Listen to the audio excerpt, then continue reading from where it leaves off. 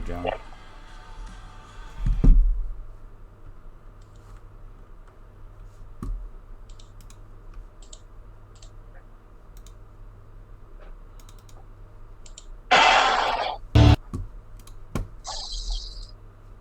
Alright guys, so I'm going to start off the show with what I have here.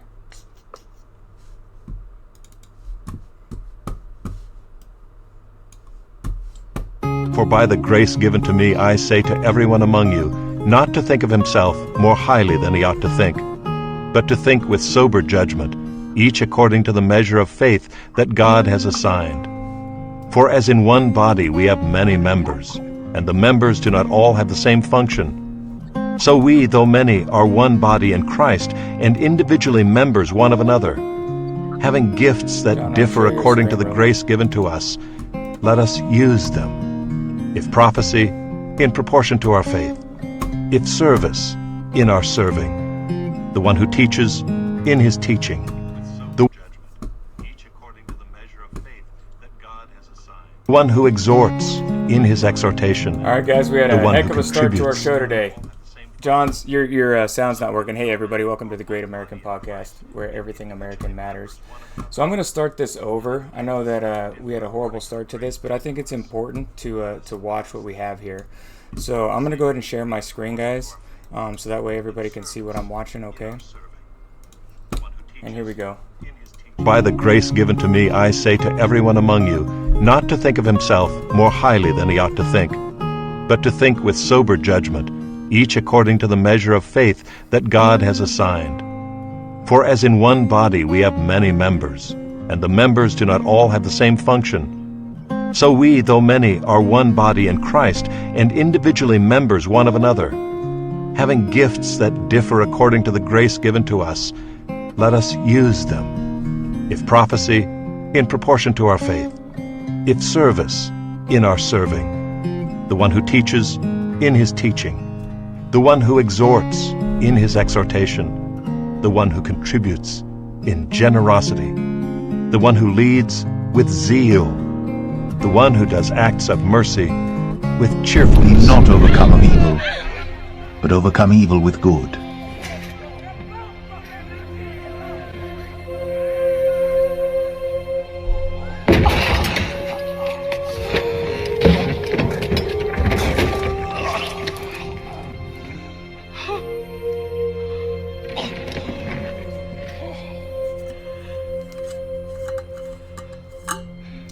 Help me.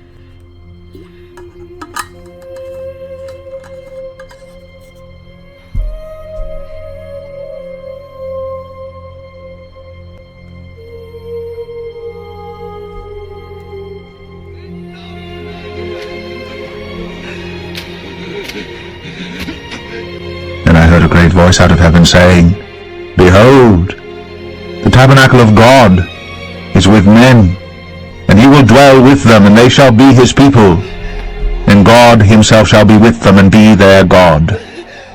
And God shall wipe away all tears from their eyes, and there shall be no more death, neither sorrow, nor crying, neither shall there be any more pain, for the former things are passed away. And he that sat upon the throne said, Behold, I make all things new. And he said unto me, Write, for these words are true and faithful. And he said unto me, It is done.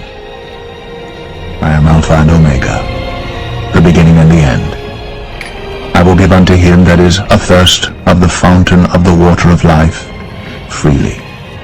He that overcometh shall inherit all things, and I will be his God, and he shall be my son. But the fearful, and unbelieving, and the abominable, and murderers, and whoremongers, and sorcerers, and idolaters, and all liars, shall have their part in the lake which burneth with fire and brimstone, which is the second death. You gotta stay in the battle. You gotta stay in the ring.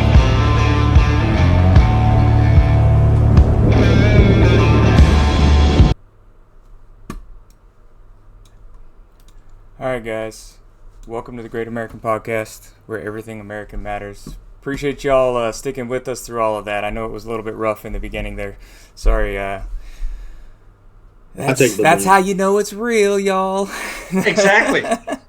Totally uncut. Totally uncut. We're not some big production. Yeah. We're just a bunch of God-loving, God-fearing patriots who love our country, who love our children, who love God, who want to see our country great. You know, that's why we are the Great American Podcast, where everything American matters. So we are joined today by Miss Cammie. Welcome back, Miss Cammie. Thank Good to you. see I'm so happy to be back. Hello, everybody. Thank you. You got a nice tan. Yeah, it's funny, when I was at church this morning, the lady said, "You have a really good tan." I said, "We just got back from the beach." So, Yeah, that'll do it for sure. Yep. Mr. Jeff. Jeff went on a little adventure as well. We talked about it at the beginning of the week, but he too was on an adventure. Yeah, we already talked about it. It's over. That's a good thing. And Stephen, what you didn't know is I was on my way to Orlando. I reached out to Jeff because I knew he lived in... Oh, he already knows. Yeah. Oh, he did? I was so hoping to meet up with him, and I was telling him not to tell you because I wanted to get a picture with him and so he could meet my family. And then he was like, we were and I was like, funny thing about that, I was he- just in Orlando yesterday. I'm in Missouri now. He kept me in the dark about that. Yeah. I know. That's what he said. He goes, "You want to hear a secret? Don't tell anybody." Just a few from the family. So, guys, everybody, thank you for being here. Hey, John. John the Mod's in the house. We love John, even though he messes up our intros. We still love him. Yep. My bad. Well, unfortunately, he woke up maybe 30 minutes ago, and he gets off of work at 8 a.m. So for John to be here, it's pretty incredible. Man, Absolutely. Thank you, John. We love all the work you appreciate put in, brother. Pro bono, right? No. Yeah. Yes. That's awesome. You did work all night, and to do this right now is great. Thank you. Hello, Bug. Bug just joined us. Yeah, Bug just Hi, joined us. Bug. So Jason's going to be joining us here shortly. He's got a setup and stuff. He's probably 15 to 20 minutes out from hopping on. But in the meanwhile, while we're working up to that, guys, some stuff has happened, and I'm gonna start off. I'm gonna go through what today is. Today is an incredible, I think, achievement that you guys have all made and have come to. Those of you that have been here with us from the beginning, and those of you that are just joining us, this is our 10th episode of the Great American Podcast. So this is our 10th week. 10th week of doing the Great American Podcast, the live show. So we really do appreciate you guys all being here, and thank you for sticking with us through the ups, the downs, the mess ups in audio, the mess ups in video. All the new equipment. We really thank you guys for helping Jeff get his computer up and running. Miss Yes, thank you. Miss Cammie, I know she's newer to the podcast, but she's still definitely part of the family and has just came right in and joined up. John, thanks for all you do too, brother. And She fit right in just like that corner puzzle piece. Just like that corner puzzle Thank piece. you. And even those of you that were with us in the beginning, we love you guys. And I just want you to know that we love you like your brothers and sisters of ours, and we just pray the best for everything that you guys are doing in your future, and I continue to pray for you guys. So with this being our 10th episode, Jeff, you don't really know what I'm going to talk about. I don't really know what you're going to talk about, but... Well, in a way, I'm leaving the Molochs up, so you kind of have an idea, because we know that Jason founded whole cows, so I'm keeping the Molochs up there for a reason, because it ties into, like the whole cows thing. You'll see, I have a couple things. One video is, excuse me, about 14 minutes long, but you really need to bear with it, because I went back, because I told you, I said, maybe I'll see if we can kind of clip the ending off, and just, everybody's going to want to see this. Also, by the way, real quick, hello, my Ochi. Hey everyone, sorry I haven't had the chat up. I'm focused today. I'm excited about hitting the 10th episode, and then it's funny because Cammie, she was on vacation last week, and that's hence the tan, but she had some amazing things happen to her last week that is only driven by the Spirit of our Heavenly Father. And with this being the 10th episode, I figured why no better. I think there is no better time than right now to talk about how we got to this moment. So I'm going to go through some things real quick here with you guys. And then I'm just going to talk about our past, talk about our history, and then we're going to go into welcoming Jason, and hopefully Jason joins us. I know that there's some great things that he's going to talk about as well. We're just going to find out about him. I just want to ask him some questions. You know, he's an amazing, amazing guy. He's on Twitter. Those of you follow him, Jason, at Jason Nelson, Jason the Storm Nelson. You know, and we'll come back and we'll introduce him, and we'll just have a fun conversation today. Once again, thank y'all for being here. So, John, can you do me a favor? Can you hop into the Google Drive? I'm going to go into my story real quick. Is that okay, guys? Absolutely. Jeff, are you all right with that, brother? Absolutely. All right. Better get your tissues, Jeff. Anyways, so here goes. Okay. Yeah. I need tissues because I have a whole box of them from yesterday. So here we go. So, John, what I want you to do is pull up I think it is number 4, picture number 4, maybe. Where is it? That one? Yeah, let's start there. So I saw this on Twitter this morning, and I guarantee it was ordained. And it wasn't this picture, but I'm going to talk about the picture that I saw today. I did bookmark it, so maybe I'll share it with you guys. Actually, you know what? Duckies.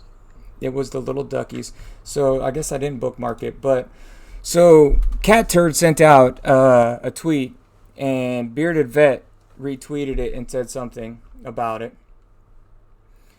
And it was this guy in a kind of a pond trying to save. Let me see if I can go into mine. A guy in a pond trying to save little duckies and get them out with their mom. And that actually took me down this path of our story, right? The story of how the Great American Podcast came to be. Not just how the Great American Podcast came to be, but also how we got to where we're at today and how all of us came together. So here's the video. I'm going to share it with you guys here, and then we can go through what this picture means. Okay, guys? Mm-hmm. Sounds good. So here's the video. You guys can see he's picking up little baby duckies that fell into the pond and trying to get them to their mama.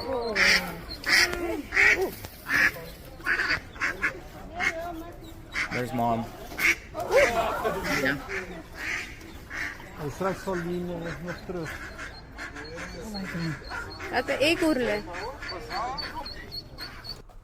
So that made me think of something. So here's the tweet that I sent out, and this is going to tie right in. My 13 and 7-year-old and I helped these baby ducks to get up the curb and to their mama in October of last year. That is when our Heavenly Father's Spirit entered me, and since then He continued to show me what His will is, to bring as many to Him as I can by speaking the truth about how easy it is to love Him. Pray and have a relationship with Him all the time. Read His book all the time. Be loving to others and share what He has done in your life. And I was just saying, this was amazing what Cat Turd sent out. Thank you for sharing. And it reminded me of our story, Jeff. It reminded me of how you and I met. It reminded me of what worked me up to that. And I figured on the 10th episode, let's share the whole story, because I haven't put a video together for it like I said I would. It's super busy and super difficult doing that. But yeah, let's do that. So didn't Cat Turd recently put his whole story out there? I heard he did. Yes, he did. I read that. I think on vacation I read that. And here's very deep. I'm not on Twitter, so I don't know, but I heard that his story was deep. He put his backstory behind out there. Yeah, he said that basically Twitter doing that saved his life. Yeah. Yeah. Very deep. So here's what I want to go through. John, can you go back to pick 4 again? So picture 4, this was the start. Right here. There were little duckies. So Houston's kind of a big city, and these little baby duckies were on the feeder road. And I was turning right to take my kids to a Buc-ee's. I don't know if those of you that have been here, I don't know if you guys know what Buc-ee's is, but it's we have them. We just have them where we're at right now. Yeah, I heard one just went there. So it's probably it is the greatest gas station you'll ever go to in your life. Now, this isn't an it's a mall gas station. This isn't an endorsement of that, but there is no better gas station ever in the country than Buc-ee's. Quick. I know some of you guys would be like, Wawa's way better. It's not. Yeah. Real quick, Steven, did you see? We're gonna get brisket at Wawa. Hold on, what's up, Jeff? Did you see the Babylon B posted something about Buc-ee's the other day that I tagged you in Oh no, I didn't even look at it. on Truth. I'll have to take a look at it. Go back, or if you could share it. I miss a lot of notifications when I'm at work. Sorry guys, I do work, and it's been... Well, that's what I kind of figured. That's why I tagged you in it. But yeah, I can go back and find it. Okay, yeah, even I'm buried in tags right now, or in notifications. It's weird because sometimes I'll get notifications with True Social, sometimes I won't.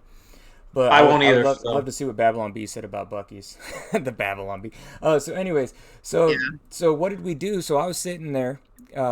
We turned the corner to go to Buc-ee's, and these baby ducks were trying to make it up the curb, and their mama duck made it up, but the babies kept hitting the edge of the curb. And I know the picture doesn't look that great, but it kept hitting the edge of the curb, and they couldn't make it up.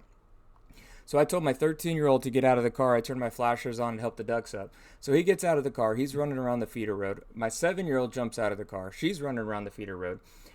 And at that moment, I promise you, I got hit in the back of my head. Somebody said, "You idiot, get out of the car." And there was nobody in the car with me. So what did I do? I got out of the car. I helped the ducks. We got them up the curb, and we started driving to Buc-ee's. So on our way to Buc-ee's, we listen to YouTube a lot, and on our way to Buc-ee's, Bible Project comes up, and on the Bible Project, it's the book of Genesis, and it's like a 7.5-minute video about what the book of Genesis means. And all it does is it tells it's like a story of what it is. It doesn't talk about what to believe. It doesn't talk about, well, this is what scholars think it means, in biblical terms. No, it just says, here's the story. Now go read it for yourself. So I start listening to the Bible Project. I start reading scripture. And on the way to Buc-ee's also, I found out that the YouVersion Bible app actually has a play button on the bottom of it. I never knew about that. Jeff, you can go or John, you can go and escape the picture there. So, Ruby said her daughter is at close Buc-ee's out right now. Close out the sharing. Yeah. So who's here? Ruby said that her daughter's at Buc-ee's right now as we speak. Oh, that is awesome. I wonder if it's the daughter that just had the baby. So yeah, Miss Ruby has a new grandbaby from this year. Super awesome. So Hi, Ruby. So what happened? So we ended up driving to Buc-ee's, and driving back, I found that the YouVersion Bible app had a play button on the bottom, and I'm not a very good reader. Like, I read a lot, but I get tired a lot. And so I hit play. I went to Genesis and I hit play, and I just started listening. And within a week or so, I listened to the Old Testament all the way from front to back 3 times because I wanted to hear the story. I would go to the Bible Project to understand what the story is, and then go to the YouVersion app. So, John, Buc-ee's Beaver Nuggets. So, John, still got them. Can you go to the next picture? Pick 5. So this was a Wednesday. The next Wednesday, we're driving to Buc-ee's, and so little backstory. We get to Buc-ee's. My son loves the croissants there, and the croissants there are only good for the croissants there are at 10:30. They get rid of them. Like, you can't get the breakfast croissants at Buc-ee's, and the other place doesn't open till 11. So we missed the croissants. My 13-year-old was sad about it. He was upset. So anyways, the next Wednesday we get to Buc-ee's, and this is what is this lady's expedition right here is broke down. It's got an orange tag on it, like they're getting ready to tow it. And we're walking into Buc-ee's. My 13-year-old looks at me and he goes, "Dad," you can go ahead and pull off the picture now, John. He goes, "Dad, can we at least go get breakfast first? I want to at least get breakfast." Oh, here we got a guest. He said, "Dad, can we at least go get breakfast first? I don't want to miss it." He knew I was going to help him. So, Jason's in the house. Hey, brother. Good to see you, man. Good to see you too. How you doing? Oh, we're doing amazing. Welcome. Thanks for joining. Thanks for making it. Thank you. I'm so sorry for being late, and I don't even know what I'm cutting into, and I'm coming in hot. Don't know how loud I sound, so you sound great. Your Audio's amazing. Yeah, welcome. Okay. Hello, Jason. We're just Hey talking. guys. So Jason, this is Cammie. Yeah, who's here? Who's here? This is Cammie's former fetus is her name on Twitter. Hi, it's nice to meet you, Jason. Hi, nice to meet you. The guy with the Moloch sign behind him, that's my brother Jeff. So he's only on Truth, but we're talking about the story currently right now. What's going on is I'm talking about our story of how we got together. So you're cutting in right at kind of the beginning of it. Right at perfect timing. Yeah, perfect timing. So how we got together and how the podcast came. This is our 10th episode. So this is kind of a milestone for us. Our 10th live. We have a couple other days that we do things off the cuff on Tuesday or on Wednesdays now, and Cammie Kemi and Jeff also do Unhinged on Tuesdays. But all we're doing is just talking about our story and how we came together and how the main show has gotten to 10 episodes. And man, having you here is amazing, brother. Good to see you. So and then we're gonna if it's okay with you, we're gonna bounce some questions. Nah, not really questions. Feel free to cut in whenever. This is a podcast like you've never been on before. So I love your hair too, by the way. I know you. This is called the super casual look. It's Sunday, and I just so everyone's got to know I have some things going on, and then my car literally died yesterday at the gas station. So this is totally so off track. But you're sitting there. If you've lost a car in the past, you know the rule, right? How much gas is in your car when your car dies? Mm-hmm. Right. Not very much. Yeah, full tank. It's full, right? It's a full tank. So, or you just change the tires out. Yeah. Right. So I just got 2 new tires. So I'm changing. So I'm filling up the gas as I'm on my way home back from the facility back to home. It's late. Or late in the day on a Saturday, and because we had been there at like 03. So anyway, I'm sitting there and I'm pumping gas, and I happen my hip's been killing me since something that happened last week. It's already hurt, but I'm like can barely like stand on it. So I've said, I'm going to sit in my seat, and that's the whole reason I even have this car is because of the seats. They massage me. Anyway, total sidetrack. So I'm sitting in the car, and I hear a grinding, and my lights all start flashing. I jump out of the car and I take the gas and I stop it halfway through the tank. And I thought I may have just saved my car, because if I got into a full tank, I know that my car is now dead. So maybe we'll get lucky. A flatbed had to come and get it, but I think maybe we'll get lucky. So I had to go get a car today and still stop by my facility. I'm thinking, okay, 2:00. I'm going to be fine at 2:00. And then it hits me. Oh my gosh. He says 2:00 EST, and I said, "Oh man, I'm done." So here I am. So my apologies to everybody, but you're catching me as casual as you get me. I don't even have my cough going. I have my early 90s hair that I never had in the 90s going on, and yeah. Funny story about his hair. He was talking about getting a haircut on Twitter, and I don't know. In the very beginning, I don't know if you guys remember how long my hair was. It was like I let it go for almost a year and a half, and my hair likes to puff. Like I have a kind of a puffy thing going on there. So I sent him a picture of me when I had long hair, and I'm like, brother, just keep it long. Don't let go of it. Yeah, keep it going. I just have to let it go. I just gotta let it go. Yeah, sorry, John. Let go, John. Let it go, John. It's okay, John. I can't grow a beard to save my life. Neither can I. Hey, Jason, neither can I. It doesn't fill in right here, so. No, I like what you're seeing right now is called unkempt, not a style. I'm not doing a Carson Daly that grew out. I just don't have time to shave. I'm always working, and I have 4 children under the age of 7. So, wow. But I've never. The story behind my hair is which there is no story here. I want to be clear about that. There's no story about your hair. But there is. I grew up in a military family, and I'm adopted. So I grew up in a military family, and so I always had short hair. And then I went into the Marine Corps on my literal 18th birthday and turned 18 on the Yellow Footprints. So they just made my short hair into bloody scalp. And then from then on out, I've always had short hair. And then I went into, even in college, I kept short hair. And when I went into Army Special Operations, even though you can grow your hair out, I chose to keep mine just stylishly short. And then I get out, and I got out after going to boats. So my hair was super short. I had no hair. And I thought, well, I'm going to grow my hair out and see what happens, see if anything can, because I remember it being awful in high school. And here we are. So now I'm refusing to cut it, and I don't know why I'm telling the story. And that's the end of the story. There's nothing interesting at the end of that rainbow. There we go. So that's what explains why I look like a child, is getting my point. That's it. A lot interesting about hair. Just wait until I find this meme. So my wife, I was having a really good hair day, and I decided I would send her a picture. I think I've shared it out on Truth and Twitter once or twice, but I sent her this picture of me, kind of like like this angle here, and say, "Man, I'm having a good hair day." Well, she found a picture that matched what I said, and it's going to take me a minute to find it, but it says it was a picture of me with Uncle Jesse from Full House. And it says Oh, Uncle yeah. Jesse. Uncle Jesse says. Oh yeah. It says Uncle Jesse says Yeah, I I'm can having see a it. good hair day. I can see it. Yeah. Jesse's not having a good hair day. Yeah. I have. If you're married and you're a man, you know you've had at least one time where you walked out of the bathroom and looked at your wife and said, "You know, I had a good hair day today, and I didn't do anything.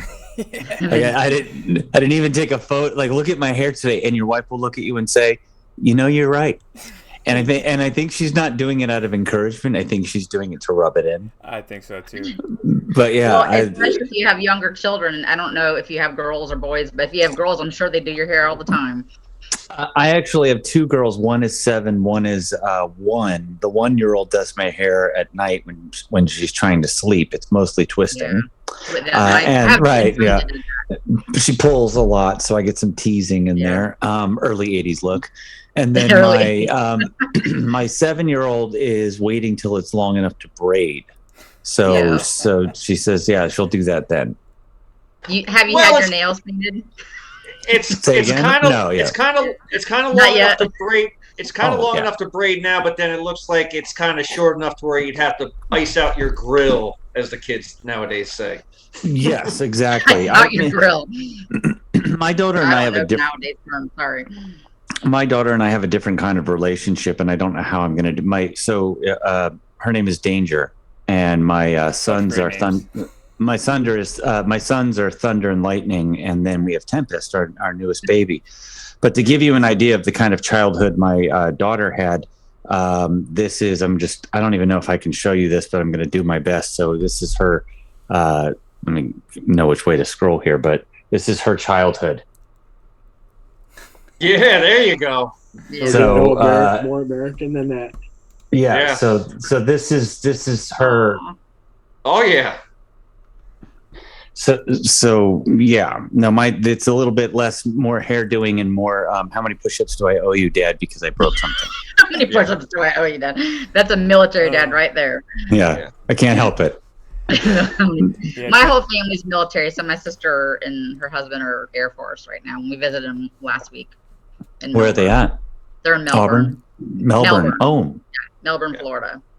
Yep. Man, you made that sound so much cooler for about a half a second. Melbourne, Australia. Melbourne. No. Look at you just casually flaunting the vaccine rules. In Melbourne. Yeah, no kidding. Nobody would want to go. Nobody would want to go to Australia because we don't. Nah.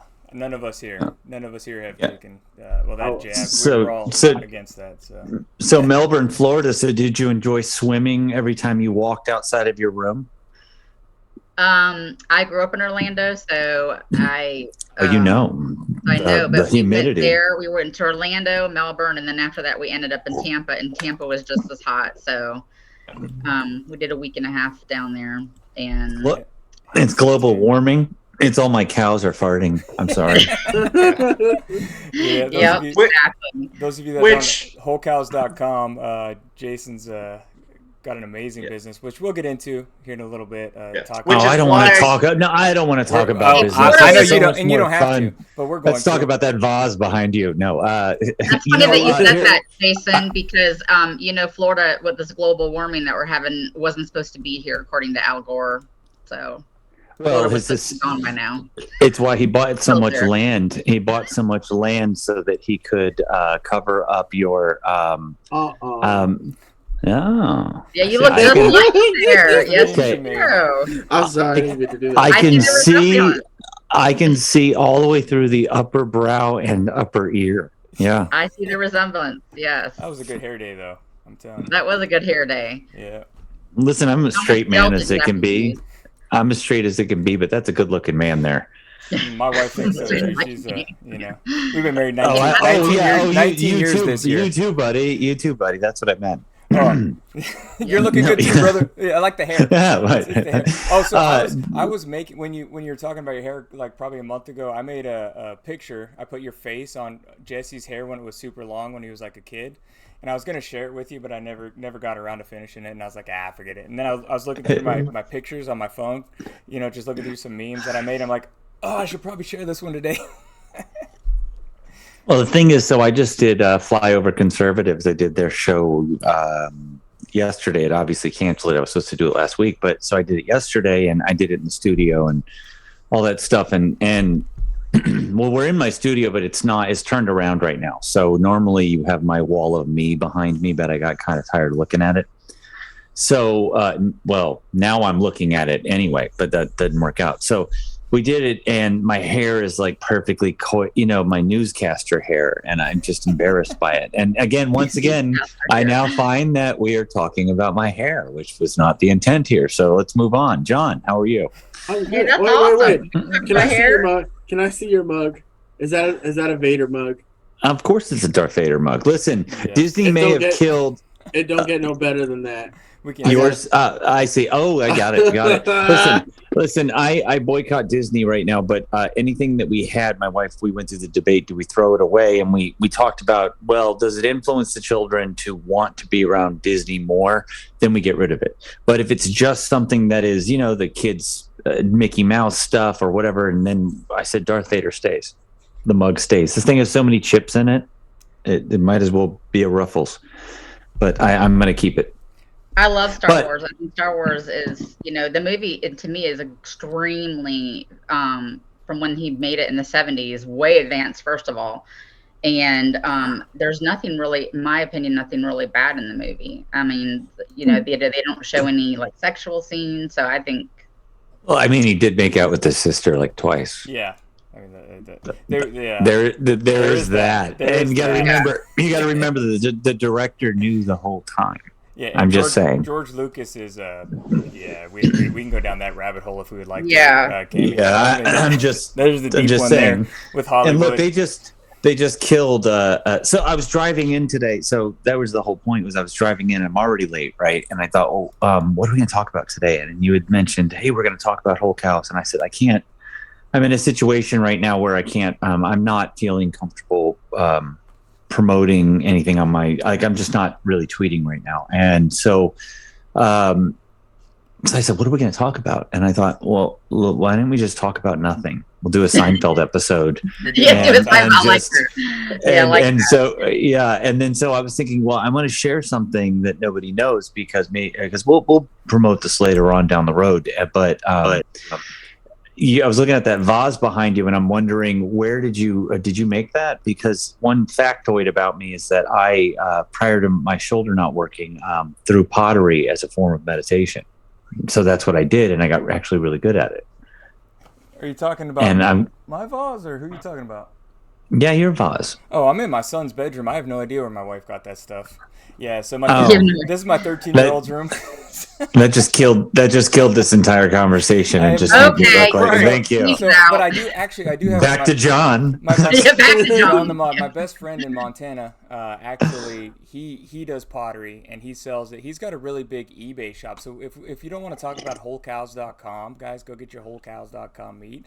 No. I mean, we can talk. My brother. We can talk about it, but I'm just like freeze dried food. There's no excitement there, man. I mean, I'm more excited about the fact that like I realize now we process over 5 cows a day. Like that's crazy. Like from hoof to hook to in a bag and stored for 25 years is 5 days. And there are cows I see, and I try to name them all because I want to give them that respect. You know what I mean? But I've like run out of names. So we can eat. So we might be eating Jim Bob. No, I don't. No, I use only the classical Latin names. Oh, yeah. Like Socrates. I mean, just Anthony. Let's talk a little, Anthony. Yeah, let's talk a little bit about that. So, hey, John, there's a picture that I have. Can you pull up the Google Drive? I want you to show a picture. Hold on. Sorry, I'm not. Okay. We were talking about hair, and I wanted to show John a picture of my hair that I was going back to. It's in your text, John. Go and show her hair first, and then go to pick one. 1 second. I got this. Darth. I love your shirt, too, brother. Call him Daddy. Oh, a great friend of ours got this for me recently, and I... Yeah, Call him Daddy. I like that. I was debating whether or not it was appropriate to wear it today, but I figured people can read. That's not my picture. I'm going back to that hair color. Oh, what? Yeah. Look at Wow. your hair. Super Yes, long. that was 3 years ago, and I chopped my hair off like this and I shaved it, and this is how it's grown out in 3 years. So I'm going back to that hairstyle and color. I like it. Yep, much better. Well, not much. Much better. So Tammy, way better. Much You better. look Thank so you. much Thank you. younger. You look so much Wonderful, younger with that hair, Tammy. sister. Thank you, Steven. That was much better. I mean, right now Just- it's not working for you, I girl. feel great, It's not Steven. working. Thank you I for have, saying that. I have never heard Much any, better, I've much never heard anything like that. Just like, wow, you know, you could be pretty. I was like, just, If you went back to that was hairstyle, straightforward. Yeah. better, I agree. So- like, so oh my I'm- God, what happened to you? What made you decide know, to do right? that? What I'm the gonna heck? tell y'all, Dang, it's yeah. been a tough, rough 19 years of marriage with my wife. There's a lot of times where I say things that I shouldn't have said. That's I one like of them. this. Probably just like this. Just like this, yep. And then I go back and I'm like, oh, why did I say that? No, I have It the is what greatest it sense is. of humor. I laugh at myself, so. Can you pull up pick one real quick? So let's talk about Latin. Oh, I love Latin. So Jason, I love the cowboy hat, by the way. Yes. Thank you. so you went to a homeschool convention. Do you I homeschool did. your babies? We do. We homeschool 3 of them now. Obviously, our 3-year-old is just picking up on certain things, but his vernacular is wide ranging, which is very interesting because you'll ask him to do something and he'll look at you and go, "But of course." And you're going, oh, what? You're 3. But we remember when Riley would when Danger would turn around and she would use different, vernacular. So anyway, but yeah, we homeschool. We made that decision after the year of kindergarten, after looking at the vaccine cards, when we were making decisions about the birth of Tempest.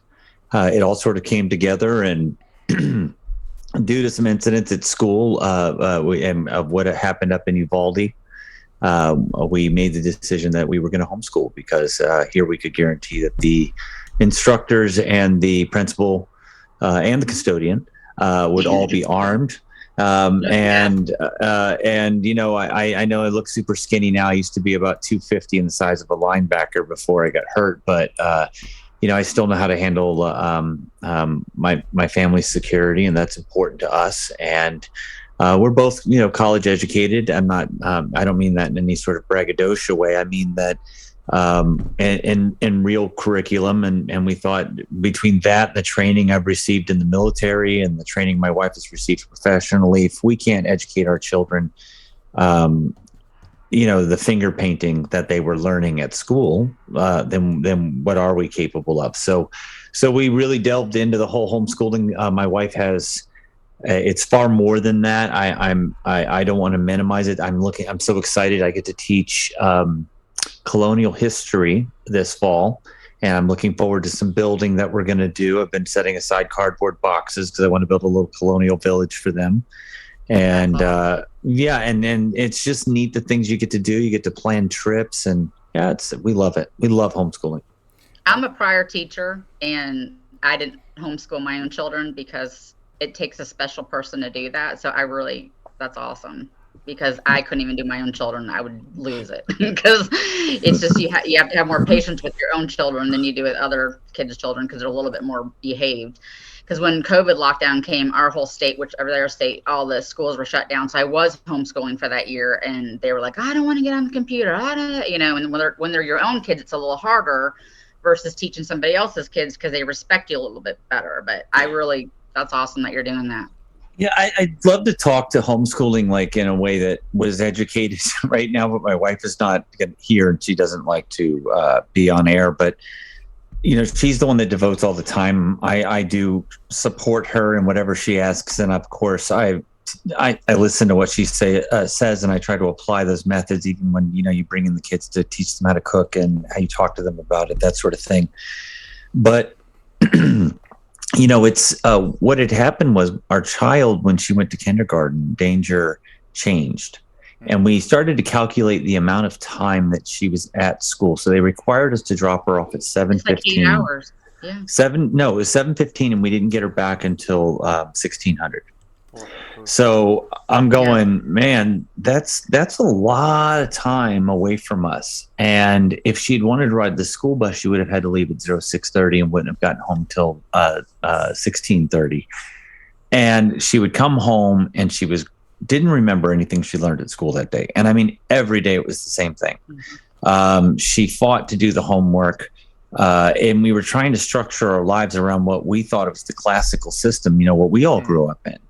And it just wasn't working in her attitude. And then we started finding out that there was a kid in school who was inappropriately touching other kids in her class, that there was another kid who was regularly abusing the teacher, including throwing chairs. This is in kindergarten. And we just said, and this is in a top ranked school district. I mean, a top ranked school district. So we just said, hey, look, we can do better. We owe better to our child. And she has changed drastically in the last few years. Back to the girl that we know, our loving daughter. She's a wonderful big sister. She's teaching her brothers, and they're thriving. That's awesome. Like I said, I feel bad because I'm a prior school teacher up until last year. I got in a car accident, so I couldn't go back. And I didn't even do my own children. But I'm a huge advocate for homeschooling because I saw what went on in the schooling. So you should donate your time to a co-op. I challenged the school many times to the point they probably would never hire me back anyways, because I always was challenging them and what they were trying to push. So have you tried to donate some time to a co-op? I haven't tried that. There's certain states that have very rough and tough laws. So my wife and I, we've only homeschooled our babies. My oldest is 16. And the state that you're in is probably one of the toughest states in the country. My wife will never move to your state as long as our children are. My state? Right? No. We live in your state. Okay, I'm my talking about state. Cammie. Yeah. Yeah, and that's true, and that's extremely true. And because when I was in Florida, I was making a point because people didn't realize that they have like a lottery that they use from the that you can put that money into. Because I was a preschool teacher, Jason, for 5 years. And I think that's extremely important to get them at that young, but it was a Christian preschool. And even we had to teach, we went to chapel, but still we had to, even at a Christian preschool, we had to kind of conform to the world. And I didn't like that. I was like, This is a Christian preschool, private Christian preschool. And we were having still to listen to the state guidelines, what we could do, what we couldn't do, because the state still comes in and checks your school. And with homeschooling, it's very, very similar. You have to register, so there's all kinds of things. Yeah, in Florida? No, I'm very confused. What state? Yeah, Georgia. I'm in Georgia. Yeah. Georgia. Oh, and really? Yep. Yeah, Georgia. Georgia's one of the toughest states to homeschool in the nation. Is that an after effect of Reconstruction? It's been that way a long time. So when my wife and I, we're originally from Montana, but we've lived in the state of Washington. We've lived in Maryland and then Texas. And the 3 states, Montana's pretty easy. You still have to let the state know that you're homeschooling your babies. You have to send a letter in. Washington, you have to actually go through classes and get teacher certified in order to teach your children. And you have to prove it, and then you get a certificate. The state of Maryland, every semester you have to meet with the superintendent of schools and go through what you're teaching your children. And it's a 45-minute meeting, and all that they're doing the whole time is telling you that if your kid was in public school, all this stuff that you're doing that's not working would be better. Like, so my wife gets B-rated. She was getting B-rated for 45 minutes with 3 children going through that in Maryland. And Texas is just, Texas is the land of the free for homeschooling. Absolutely. Where in Maryland were you? So we lived in Westminster, Maryland, which was almost a PA. It's in Carroll County. It's one of the Republican counties. I know where it is. Yep. Yeah, I know where it is. And then we were in Fallston also, Maryland, which is right next to Bel Air, off of 95. So we were down in North Beach and then we were outside of DC. Because I was stationed to say North Beach is nice. It's just, everyone goes, "Where's North Beach?" I said, "Well, it's just north of South Beach, but it's weird. It's on the eastern shore of the Western Bay. Yeah, it's on the western shore of it's like eastern shore of the Western Bay, north of the southern Bay. Like, okay, it has the word beach in it. It has 100 feet of sand. Yeah, so I don't like. Yeah. South Beach is south of Miami. That's all. No, not that South Beach. So John's from Maryland as well. John the Mod, he's from Maryland as well. That's actually where we met. We met in Baltimore years ago. Him and I, we worked together. Baltimore. There is nowhere in the world. I mean, Baltimore spends per capita more than any other school in the nation. More per student. Yep. And no, it doesn't have failing. Look, failing schools are when kids are getting C averages and they're struggling to write essays at community college. That's a failing school. That's like we got to stop. Look, I'm going to go on a little rant here. Can I go on a rant? Of course. Yeah. Absolutely. Okay. We had a conversation this morning. I will come back to school. Somebody say schools in a second. We had a conversation this morning and my wife said our dog is really smart. And I said, okay, look, I'm tired of people saying dogs are smart. Okay. Dogs are smart compared to dogs. Okay, that's it. That's the only comparison you have, right? Like the dog, hey, the dog can open a door. No, you mean he can reach up and hit that handle and push outward on a door that already goes outward because he figured out, he saw you do it, he accidentally did it once and remembered it. That doesn't make the dog smart. It just makes him smarter than other dogs, okay? So, like, we got to stop pretending they understand us. So, so schools, where was I going with schools? Because this was a rant that I really wanted to go on. Schools that are smarter than other schools, probably. Oh, you were right. Right. The bar. Yeah. Look, can we stop setting the bar at this? Well, they can read. You know what I mean? Like, well, they can read. So we started lowering the bar because they said that standardized testing, and then of course the Bush administration failed. Yeah. Well, it's the combination of affirmative action with no student left behind. Left behind both the Bushes. Right. So both like there's lots of things that had good intentions, right? And we can all point to the path of road. And in civil affairs, we used to talk about you do decision trees, and you get a metric, a measure of effectiveness for actions that you take, and your course of action has first, second, and third order effects, and you have intended consequences and unintended consequences. You have known knowns, known unknowns, unknown knowns, and worst of all, your unknown unknowns, right? So you guys, there you go. There's civil affairs for you. So unknown unknowns in the school systems, we've made decisions and they've been bad ones, and we've seen a combination of ones apply, and we're starting to see a complete failure of our system. But particularly, one of the largest failures we have is we have lowered the bar so dang low that in Baltimore, where they're spending, and you got to look up the number, but it is ridiculous. It's it's like $47,000 per student per year. Do you realize you could send them to a private college, take every single kid and put them in a private college with room and board? And they would, and you're telling me, and for what they're spending, that's the true number. Look it up. And Washington D.C. is number 2. And you know who pays for Washington D.C.? It's all of us. Yep. So the two worst schools are the two worst, are the two highest spending schools, and you just got to sit here and then they would go, well, we're getting better.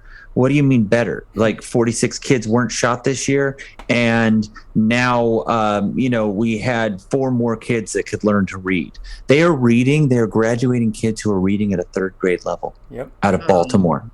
Yep. What are you doing to children? So it's we talk about this, Jason. It's the it's good and evil, right? There's agendas behind everything that's done, regardless of what it is, and it's been thought through carefully. I believe things are thought through more than we give people credit for, especially when it comes to spending of money and in certain situations, when it comes to the type of teachers that we're seeing. And not all teachers are bad, just like, but the type of teachers. Oh, no, definitely not. I want to say that out loud, too. Not even all close. Teachers are bad. But there are a higher majority today of teachers that are indoctrinating our children. But do you know why? Because that's all they were taught. No. But think about it for a second. There's a lot more good teachers than there are bad teachers. Yep. Would you agree to that? Absolutely. Okay. But why are there so many more good teachers siding with the bad teachers? It's a mass psychosis. Well, exactly. And because they are being told, look, the state is, they are like the Nazis who, and I'm not comparing teachers to Nazis, I'm just giving the example of why did the guard camp go along with it? And they say, well, I was following orders. And that's what you're seeing.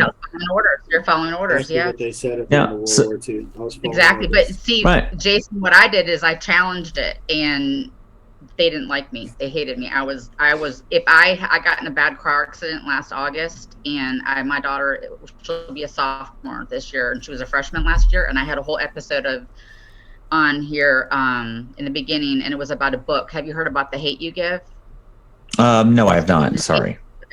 It's extreme. She was having to read it.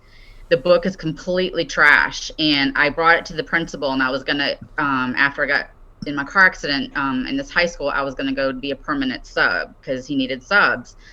And then I found out about this book she was reading, and I did a whole episode on this podcast about this book. It's extremely bad. Just look it up when you get off. It's called The Hate You Give. They're giving every high schooler that have to read it now. In our generation, we had to read The Lord of the Flies. Remember reading The Lord of the Flies? No, I do. I read it in 3rd grade. Yeah, we had to read that and do it book report. So what they're giving these kids now to do a book report is called The Hate You Give, and it's about these kids that just go to this crazy. I'm not going to go into it, but I challenged the principal, and I told the principal, I looked at my daughter when I found out she was reading it. I literally told this to the principal, and I told this on our podcast. I said, I told my daughter to take that book and throw it in the first trash can she saw when she walked into high school, because the book is trash and it belonged in the trash. And I said, and if he wanted his book, he can get it out of the trash. And he said, no, Miss Cintron, you're okay. It's okay. We won't have to do that. And it's fine that she did it. And I said, the book belongs in the trash. I said, do you know that what's in this book? You know what the principal told me? The vice principal and the principal said no. They had no idea what was in the book. I said, I'm a prior educator. How are you telling me you don't know what your teachers are giving? You don't know what's in these books. The book talked about going against authority, talked about going against cops, and talked about not listening to authority. And I said, you're giving 15-year-olds these books, and you as a principal, you're stepping on a hot wire right now, because you're teaching them what goes into their mind and when they're reading is going to come out of them in actions. And you're letting them read this book, and you're telling me you don't know what's in it. I said, I suggest you start learning what's in it, because being a prior educator, I knew everything that I was giving my children to, even though they were preschoolers, 4 and 5-year-olds, what to do. And I said, if I didn't feel comfortable with something that my director was saying we had to teach them, I wouldn't do it. Yeah, I would say no. It gets way worse than that. Montgomery County, Representative Steve Taft here in Texas, the church we go to, Grace Woodlands on 40. Anyways, we go to Grace Woodlands, and he came on one day, and there was a book in Conroe School District, CISD Independent School District, and it was elementary school book that had sexual content in it, that talked about doing sexual things with adults and children, and of course they had to go after that, and that's why you announce it. This is truly a battle of good versus evil. That's what we're in the middle of right now. It is. I believe this, Jason, and this is just, I don't know if you watched any of the shows or not, but we're in 5th generation warfare, as General Flynn has said, and in our minds, and it's all war of the brains, right? That's why it's so important for us to educate our children, because our children are the most important thing on this earth right now. The agenda right now is dumbing down of America. If they can get this generation dumbed down and dependent on the government will control them the rest of their lives. And that's the battle that we're in right now. And General Flynn is sort of I would use the word lightly, but friend of mine, and I've had the opportunity to spend a lot of time with him. And some of the conversations that everybody talks about is we have these institutions, and our institutions themselves have rotted. And we have the opportunity, what everybody seems to be trying to do right now is to shore up these institutions, to try and figure out how we can fix them, and instead of acknowledging in many instances that they're broken. I was very lucky in my education history to have been selected at some point and fast-tracked and put into a place to shine. They want to take that away. They want everyone to be medium or less, because the dumbing down of population is beneficial. We remember rising tide raises all ships. So when you look at the institutions right now, are all designed to actually to turn us more into third world nations that are dependent on their governments. Not the other way around, because they're finding it so hard to find our ways and win in areas where we can, do the opposite, where like Venezuela was before Hugo Chavez kind of thing. And where Brazil is now, and where it's now going to turn into a socialist hellhole, just like Venezuela.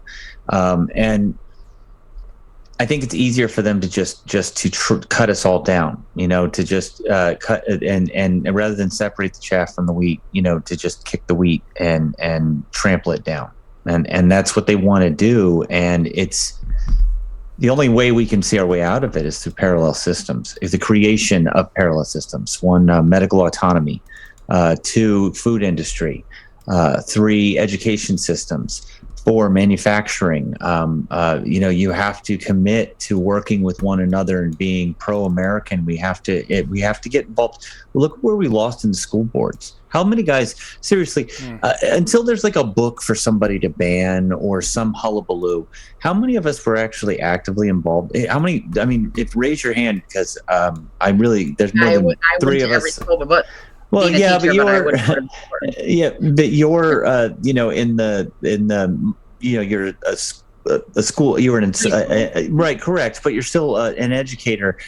But there's other people on the line, gentlemen. I mean, have you been? How often were you involved in school board elections on a regular basis from the time you were aged 18? So I can tell you, I was never involved in school board elections, and the reason why is we've only homeschooled our children. So at the time, it was always about us, and that was a selfish thing, and I was going through my story and how I became selfless and how God entered our spirit when you popped in.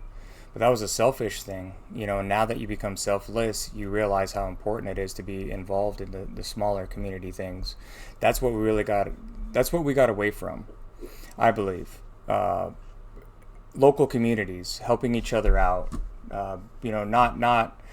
we've only focused ourselves on the main presidency and the country, but we've gotten away from, like you said, HOA boards, which I don't think you have anywhere you're at, but HOA boards where I'm at, school elections, city council meetings, getting to know your neighbor, right? Yeah. Well, right. Look what George Soros did, right? So George Soros turned around and took the coastal commissions, which were these unelected boards that inserted themselves and got some legislation made, and all of a sudden they now basically can control all trade off the coast of California. These are unelected boards, right? Yep. All development along coastal properties. So if you can have an unelected board of people gain control of legislation, why can't you have elected boards? If you were at an infrastructure level, and it doesn't have to be radicalized. It can just be, hey, look, we're going to look at every textbook that comes through here. We're going to help sway. We're going to band together with other districts and ensure that we're teaching the right things, that we're teaching. And by the way, that doesn't mean we exclude the scars of our nation from our children. It's just, how do you teach them? How do you present them? How do you realize there's an ideal versus a reality versus a demonization? Yeah. And the point being that we just failed to do that. And it's not because we don't care. I think it's because, quite frankly, if you looked at it as a whole, the administrative state is run by Democrats, and the private sector, the jobs where people roll up their sleeves and just go to work, are Republicans. Yeah, run are Republicans. When my daughter brought this book home, I called all of her friends in her class, Jason, and talked to the parents. I said, do you know what book that your daughters are reading? All her best friends, and there were 7 in the class. Not one parent knew what they were reading. And I said, go get the book. And these are parents that I know that I've known since they were in kindergarten, and they go to church. They're churchgoers, and they're community people. And a couple of them are in the school system. One's a principal, one's a PE coach. They didn't know what their daughters were reading. I didn't know until it was called to my attention. And I said, well, and I told them about the book, and they went and got the book. And I said, do you think it's appropriate? And they're like, they were horrified. Anyone would be horrified. And so they're like, well, what are you going to do about it? They asked me, what are you going to do about it? I said, well, first of all, I'm calling you guys to let you know. Second of all, on Monday, I'm calling the principal, the vice principal, and I'm going to make it known that this is not appropriate. This is not appropriate to be reading our school system. And I don't care if it's a public school system. It takes people, average people, to step in and say, this is not right. 7 people told me to make the call, and they sat back. And I was like, I'll do it. I'll take it up for everyone's child. And that's the problem. People are like, oh, someone else will do it. Someone else will take care of that. So I don't know if you saw the intro to the show, Jason. You probably didn't. No, I was driving furiously. The first couple, in a borrowed car. Be safe. The first couple minutes of the show, we kind of had a hiccup with our sound. We don't blame it on the mod, but we do. No, we don't. We don't blame John. But it was the gifts of grace, Romans 5:12. We were talking about that, the body of Christ, and how there's and especially what we have going on in the battle that we have going on. I believe the first and it's just like when I train, right? Because I'm a trainer at heart, and when I train for what I do to bring bread, train about whether or not it's a knowing problem. Oh, hold on. I don't know what's going on with mine. You're good. We can. If it's a knowing problem or if it's a doing problem, right? And that's the question you have to ask yourself. And I believe what we're going through right now is it is a knowing problem, but people are starting to wake up to what is wrong. They didn't know. If you don't know what's wrong with society, then you can't do anything about it. Now, if you know what's wrong with society and you don't do anything about it, that's where the rubber meets the road. That's where our country either gets taken over or taken back. But part of that problem is, one thing I've noticed as a person who's been to many, many, many different churches and other things is that what we have to start finding is that there's a lot more commonality amongst us. Yep. And we need to extend that out. Now, that doesn't mean abandoning doctrine. It doesn't mean abandoning God's law. It doesn't mean all of a sudden saying that, oh, well, we need to have trans preachers, inside of our churches, or we need to allow us to teach these secular things. Because we know that when you remain strong but compassionate, when you remain strong but loving, it's like somebody asked me, would you fight to allow us to lay down in front of this Planned Parenthood? Would you come lay down with us? And I said, I will lay down with you every single day as soon as you guys put that an unplanned parenthood right across the street, so that there's an option for the people who are coming down the road. And they looked at me and they said, what? I said, you have all these groups, put it together. Just stop trying to do your own mission and come together on the common cause and make a center. And they just looked at me and I think most of them got it. And it's just this idea that, I don't know, we have a responsibility. And I think in some ways we're failing to meet it. We're failing to recognize that we can band together and be people who show people through our actions. Everyone asked me, do you ever go out and preach the gospel? And I said, if I have to preach the gospel, it's because I'm failing as a Christian. People have to ask what religion I am. I'm failing as a Christian, or at least failing if people don't assume I am of some religious nature. I'm failing if I'm too angry for too long, if I'm snap at my employees, my family, and I don't feel that I'm wrong in some way, and people can't see, because you're allowed to stray. You're allowed not stray. You're allowed to not be perfect. Everyone says there's only one that's been perfect. Everyone. Right. Well, that's the funny part. Everyone goes, "Oh, aren't you a good Christian because you messed up?" And I said, you guys are missing the point. Yeah, they're missing the point. Completely. Everyone is a sinner, and no one has fallen short of sin, and that's why I will never cast a stone against anybody, because we all are sinners at some point. No, we all will sin. I cast plenty of stones. Like I cast them all the time. I want to be clear about this. David casted stones as well. I cast stones as well. I think we all, we're especially when we get bombed on Twitter or wherever we're at, right? These people. Yeah, that's true. But you know what though? It's a difference between casting stones and condoning and condemning. If you're condoning the bad behavior, then you're not walking the greatest walk if you're accepting something. Yeah. So. And I think as I was going down the story of where I was at and how we got to this show, if I can cut in and kind of go back into that, if that's okay with you guys. and then we'll kind of guide back in because Jeff's got something he wants to talk about, and I want to make sure he gets to his part. Jeff, you've been so quiet this whole time. I know. Are you It was just I literally went to the view know. screen so I could see him sitting there. I'm like, hey, bud. We love Jeff. Jeff is so patient. Jeff's He's so patient, and he's usually like he talks a lot. Are you okay, Jeff, today? Yeah, no, I'm fine. We have a guest, so he's patiently let the man waiting. talk. So, John, can you do me a favor? Can you pull up picture 6 for me, please? So I'm going to get back into the story. So where we ended off, just so you can know, Jason. So we saved ducks. There was a tweet that was sent out by Cat Turd, and Bearded Vet retweeted it. So we sent ducks, they were saving ducks, and then I saved ducks back in October. That was the beginning of my spiritual walk. The Spirit entered me when that happened. So I had a car accident happen in front of me the week after I helped these ladies with their tires. He came in during the tire thing. I helped these ladies fix their tires in Waller at the Buc-ee's out there. I had to drive to Hempstead to get a jack and then pay for it and drive back. So this was actually the second car accident that happened in front of me. The first one I didn't get a picture of, but this lady almost rolled. I don't know if you could zoom into the back window on the driver's side there. So this happened. That says baby on board right there. So that lady, I saw this accident. I pulled over immediately to go help her. I ran out to her. This was the first time in my life that I ever prayed over anyone. I asked her name. Her name was Kristen. The airbags were deployed. Her baby was in the car behind her. They were actually bringing the car to get it fixed because it had been in an accident the week prior. And she got hit by a car that was turning in right there. I'm just working up to the show and how it happened. John, can you go to the next picture? Number 7? Yeah, number 7. So right here, go to the first video. Sorry, brother. Go to the video. So Jeff and I met. This is kind of where the start of the podcast happened. Jeff and I met online on True Social. And this was the video. Welcome to the jungle, baby! You're gonna die!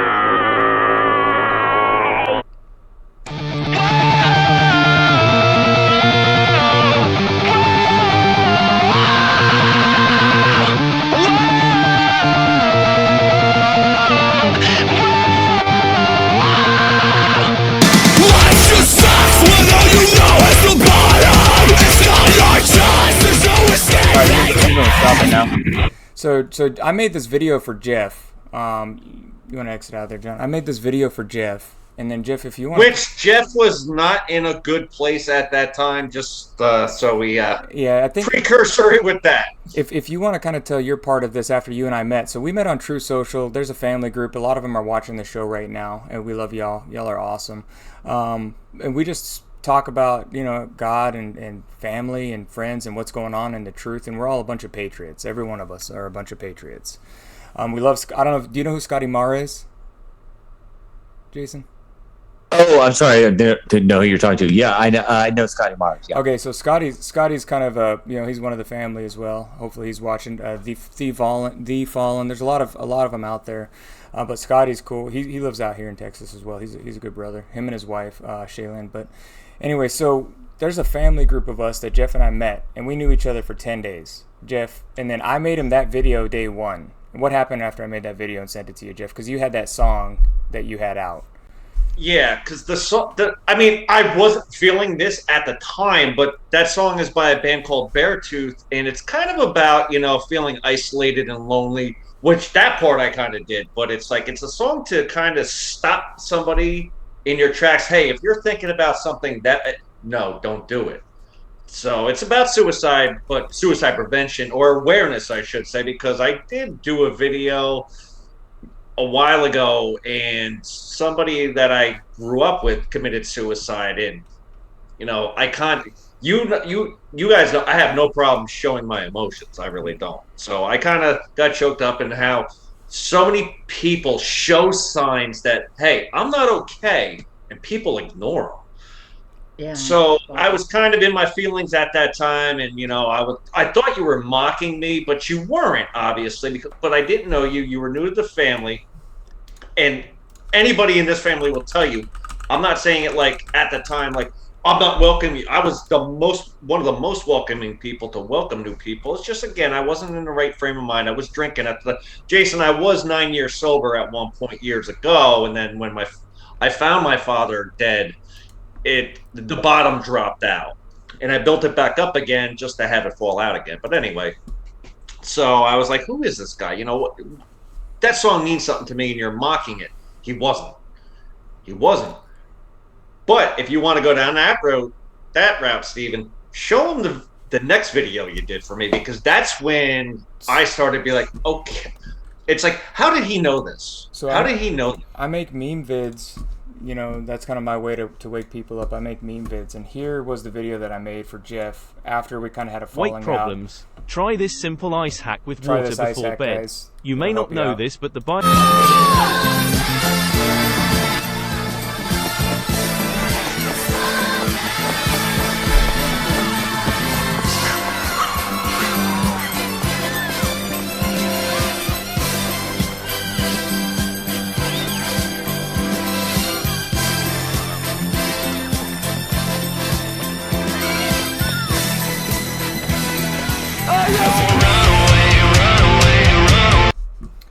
So I only knew Jeff for maybe 2 or 3 days. We talked once on the phone during that time, and we had a really good conversation, just talking about kind of, you know, really became a brother, a spiritual brother is what happened.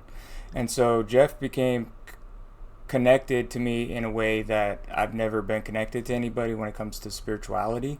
And so he even put me in his phone as Brother Watchman, Stephen Brother Watchman. Calling me his watchman. So you can continue on the story from that video, Jeff. Yeah, so it's like, you know, again, I'm not promoting my channel, but I do videos, and my videos are basically just like this. It's just me talking to the camera, trying to keep people positive. What's going on in the world, the research that I've done, because I've gone down many rabbit holes, and the reason why I'm leaving the Molochs up there, it ties into what we're going to talk about later, Jason, because I'm not on Twitter, so I don't know much about you, but I do know that you have whole cows, and it's a couple of things that I have are going to tie into that. You know, this, people think, oh, plant-based meat is so good. You know, wait until you watch the video I have for you. But anyway, so I'm thinking, you know, this kid's new. He doesn't really know me, and then, you know, he's mocking the song, and I come to find out it wasn't the, you know, that's just the frame of mind I was in. And then he makes that Rocky video. I'm like, wow, you know, that really hit me. I was like, nobody's ever done that for me before, especially somebody who doesn't know me, you know? So we kind of hit it off on the phone right away. And he told me, he goes, Father just guided me to you. And I was like, yeah, I kind of feel that. So it wasn't too long after that. And I mean, I'm about 6.5 months sober again, and I drank myself homeless. And last week when I was out in Missouri and me and Ochi were out, we stopped at the store real quick. I think Ninja went in, and she goes, you know what I love about you, Jeff? I'm like, what? She goes, the whole time you were never a victim. I was like, no, it was self-inflicted. How am I going to play a victim card when I did it myself? So I went missing for about a week and a half. 10 you days. know, It was 10 days to the exactly 10 yeah. days. So I had a little battery life in my phone, and you know, nobody in the family knows this besides Jovo, Bug, and you, Steven, that I left that little bit of charge in my phone in case I had to make that goodbye video.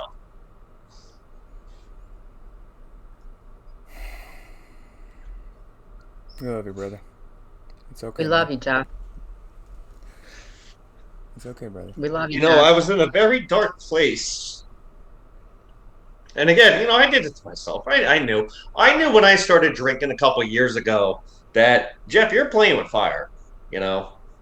But, you know, finally, you know, I'm on the streets because I've been homeless twice. This was the second time I was actually on the streets. The first time, you know, I had a roof over my head. I was living in my truck, and I used every possible resource I could to get out of that shit. And, you know, being on the streets, I'm just like, this is my life now. This is my life now. But then in the next breath, I'm looking up at God saying, get me out of this. If you get me out of this, I will never touch another drink again. And I was tested last night because there's beer in the cooler because my roommate had company last night. I opened it, looked, and said nope.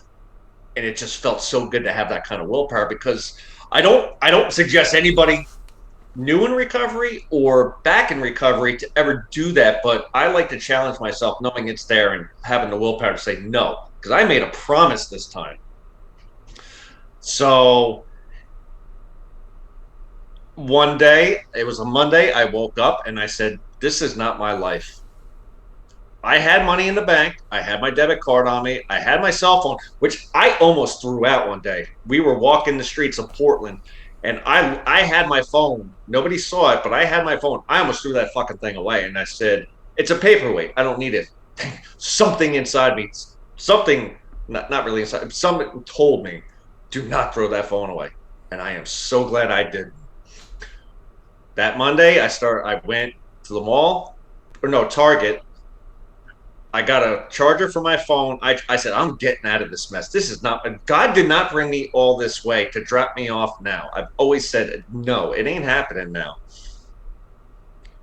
The next Tuesday, when I finally decided I'm out of here, I got on Truth. I looked for somebody special to me, Jovo, y'all know that.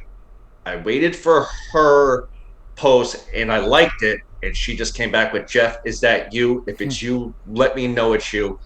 And I wanted to find a certain gift, because it's for me and her kind of thing. It's that one, it's from a video. It's from where that little white boy and that little black boy were running towards each other with their arms wide open. And I love that gift because it shows they don't see color. They are, you know what? They are taught that shit. But anyway, and I found just one, and she's like, it is you. And I made a couple phone calls, Stephen being one of them. And I said, Stephen, I said, look, I said, I have a chance to go to the Salvation Army. It's a 6 to 9 month program. I did it before to get out of this mess. And if I do, I'm going to be gone for 6 to 9 months. Nobody's ever going to hear from me because I can't have my phone. He said, no, not an option. So that man right there, he got a flight for me from Portland to Atlanta. Now, this is him, a flight from Houston to Portland, from Portland to Atlanta, from Atlanta back to Houston again. Who does that? Unless God did not want to put him in my life. I am here today because of that man right there. Love you, brother. It's Powerful story. So this is hold on, you got to go back. The only time you'll ever see me with a beard, by the way, Jason. Go to the previous picture. So, no, the previous one. Sorry, brother. So, Sorry. nah, one more. I think it's going previous the other way. There it is. So I made these 2 videos in the middle of that time. You can find them on my channel if you want to watch them. One of them's 2 minutes, one of them's 6 minutes. The first one was Operation Free Jeff. We were going to get Jeff out of Portland. And the second one was when I actually went to go get him and get on the plane. So Tuesday, Jeff comes back and we talk, and I get him a hotel in Portland. And that was after 10 days of him being disappeared. So I called. I knew Portland because I've been there. I got him a hotel. And then next thing I did was, Jason, I'm going to ask you this. If you do this to your wife, how would your wife feel? I hung up the phone from Jeff. I was still at work. My day off was Wednesday. It was a Tuesday. I called my wife. I hadn't done anything yet. I said, hey, honey, I know you don't know this guy that I met online 10 days ago, 20 days ago. I've only known him 10 days. But I'm going to fly to Portland, and I'm going to move him to Atlanta. And I'm going to buy a plane ticket, and it's tomorrow. How do you think your wife... All right. My wife? You're asking the wrong guy, man. Yeah. All right. You're asking, you don't know my history, and I don't really talk about a lot of it, but no, my wife would just go, okay. Yeah. But really? Okay. Yeah, seriously. But I don't mean that as any sort of braggadocio or anything like that. I just mean we talked. Maybe it's just there can be like-minded people in the world. That's a good thing. We talked about this. He asked you a question. He asked you a question. We gotta. So take that's the answer. I actually knew you would answer it that way because the conversation you and I had before, and we talked about the gifts of grace and how are the body of Christ and how grace is who you are, right? And that's what I see. So that's who I am as well. And Jeff needed help, so I did what I could to go to him to get him to help him out. So I get on the plane, and I have a migraine from Houston. I was Houston to Vegas, Vegas to Portland, Southwest. I get on the plane, I have a migraine. We're not out of the woods yet. The security, the flight attendant comes to me and says, "Hey, you look like you're about to throw up. Do you need a barf bag?" I was like, "Yeah," because I get nauseous when I have migraines. So I said, "Yeah, I didn't throw up, but I got up to go to the bathroom before the plane landed." And they made me FAA flight restricted. I couldn't get on the next plane without a doctor's note because I had to puke because I had a migraine. So I had literally 45 minutes to get, well, it was an hour and 15 minutes to get to the next plane, but the doctor's office doesn't open till 8. The plane leaves at 7:35. You have to go out of the gate. I don't know if you've ever been to the Vegas airport, but you know where you go down the escalators in Vegas? Yeah. So if you, instead of going down the escalators to go to baggage, you go across to the left, there's an urgent care. So I had to go to the urgent care. They didn't open till 8 a.m. and get a doctor's note stating that I am safe to fly before they let me on the next flight. So here's where the spirit entered and where God, how good God is, because Vegas is where I went to high school. I moved out of my parents' house at 16 years old. I moved to Vegas on my own at 16, and I lived on my own. I was homeless for a little while in Vegas because I got kicked out of the house I was staying with. I went through a lot of stuff while I was there. I was not even close to perfect. One day I'll tell the whole story because it's very it was tough. So anyway, so Vegas is a bad place to stay. So if I don't get on the plane, I can get into a lot of trouble. And so anyways, the place opens up at 8 o'clock. The guy tells me it's going to take 30 minutes to get me out. The flight leaves at 8:35. I start crying. I'm bawling. I'm like, man, I got to get to Jeff. If I miss this plane, I don't know what's going to happen. I'm going to go out there. I'm going to get myself messed up. Jeff's going to not make it. I could tell. So the doctor overheard me crying, told me to come in at 8:17. I have the letters signed. At 8:17, the doctor signs my doctor's note. I have to go through security to the C terminal, to terminal C2, to fly out to get to Portland, and I have 17, 18 minutes. I book it, I get through security, I get to the gate, the door is shut. They've already shut the door. The plane's still there, but they already shut the door. I hit my knees, I have my hands spread out. I'm literally, I think people are probably thinking I'm crazy because I'm crying, and I'm in the area where the lady lets you on the gate. And I said, God, Father God, if it was meant to be, I did everything I could just to get to you. But if it was meant to be, then it'll happen. Then it was meant to be. But I tried everything I could. At that moment, the guy that has the headphones, the baggage guy that's on the plane or whatever, opened the door. The gate lady turns around and looks at me and says, and then turns back around and says, "Is there room for one more?" And the guy says, "Yes." And he let me on the plane. I'm the type of guy, I was making videos, so I documented all of this. One day I'll I even had voice memos and everything. One day I'll put it together because it's a testimony, right? It's a testimony of how great the Spirit is and how if He tells you to do something, you need to do it. So we get to Jeff. We almost missed a plane in Denver, Jeff and I, but we make it to Portland. Make it to Atlanta. Long story short, that's how I met Jeff. Can you go to the next picture? Oh, show Jeff. So this is Jeff when him and I met. We hugged at 11:11 in Portland. It was 11:11 when him and I first met each other in person. We were 21 days is all that we knew each other. See how long my hair is, Jason? And this was what the 18th. So I decided I had enough on the 17th. Yep, January 17th is when him and I got back, and that was the 18th. So Jeff was homeless. He stunk, man. You stunk, brother. Oh, I know I did. I had some clothes. What do you expect? Yeah, what do you expect when you haven't showered in 10 days? I had some clothes for him and stuff, so we got on the plane. Anyways, go to the next one for me. So in this time period, this is how the podcast came to be, right? Jeff and I got together and we started talking about making a podcast. There was two other times that we were unsuccessful in starting the podcast. Which picture you want me to go to? What's the next one on there? 11? What is 11? Let me see 11. Yeah, let's go to 11. So after Jeff gets saved, my boss dies, and I believe the COVID vaccine killed him. And I'm going to talk about this because I think this is important. He got a shot and he got a booster. He was 53 years old. He was healthy, and he had 9 and 11-year-olds. He was in the best shape I've ever seen him. He went home after a Saturday and had a heart attack.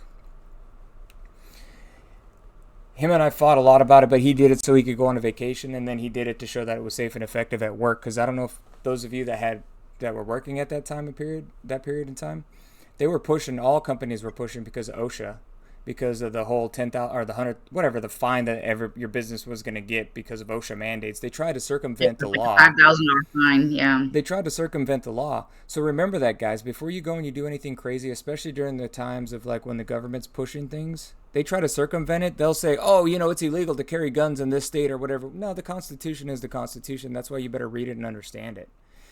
Because if you don't understand then what the actual Constitution is, then you will get taken advantage of. So anyway, the next picture, my boss dies on a Sunday. We were in San Antonio. My daughter does cheer. We were in San Antonio for a competition. I get the phone call. Tuesday, I go back to work. My boss's name is John Williams. Go ahead and pull up that last picture, number 11. And he was a very good dude. Yeah, he was incredible. I knew him for 9 years. So I get back to work and I see this guy wearing this God's Army hat, and I'm going through this time in my life that's a very spiritual time. My wife thinks I'm crazy. She thinks that mentally I've gone off the deep end because I'm talking a lot about God. I'm reading scripture all day, every day, and I'm like, honey, there's more for us. There's more for us. God wants me to do more. And we weren't very religious. I mean, we were saved at 23, but really didn't find the Spirit until I was 39. I didn't read the book all the way through till I was 39. I don't go to church all the time. That's not what God wants us to share His story and love Him and read as much as we can. And then, if you go to church, then that's where you'll end up being. But at the end of the day, it's about bringing more people to Him, bringing more people to Christ, and letting them know that, hey, we love all. I'm not perfect, just like what you were talking about, Jason. So this guy, I saw his hat. His name is Jay Williams. My boss's name is John Williams. Literally 2 days later. So go ahead and pull up you can close that out now. So, brother, so you don't think I'm rude? I have to go address. I think there's 3 children screaming now, which is one more than my wife can handle. So I'm just going to mute it and pause it, but you please continue. I'll be right back in one moment. Yeah, and then we'll go to Jeff's. And so we go through that. And do you see this hat, guys? It says God's Army. He's the reason why I wanted to help veterans. He's the reason why I wanted to help homeless. He's the reason why I want to help communities. Jay Williams really is the reason why we started going down the podcast. And then I met AJT. Those of you that know him, we had creative differences. God bless him and what he's doing. And then we got it together. And that's kind of where we got to where we're at right now. That's how we got to where we're at right now. And this is our 10th episode. And I know that God's working through us. And I know that our goal is to bring the truth to you guys. Obviously, do your own research, as Jeff always says. Don't believe everything that we say without doing your own digging. But we're going to bring awareness to stuff. And I believe that's what it is. Is it a knowing or is it a doing problem? And if we know, then it's a doing problem.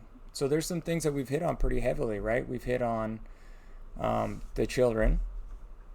Mm-hmm. I know that you and Jeff are going to have a show on Tuesday, and it's going to talk about the children. You guys are going to talk. Yes. I know Jeff's.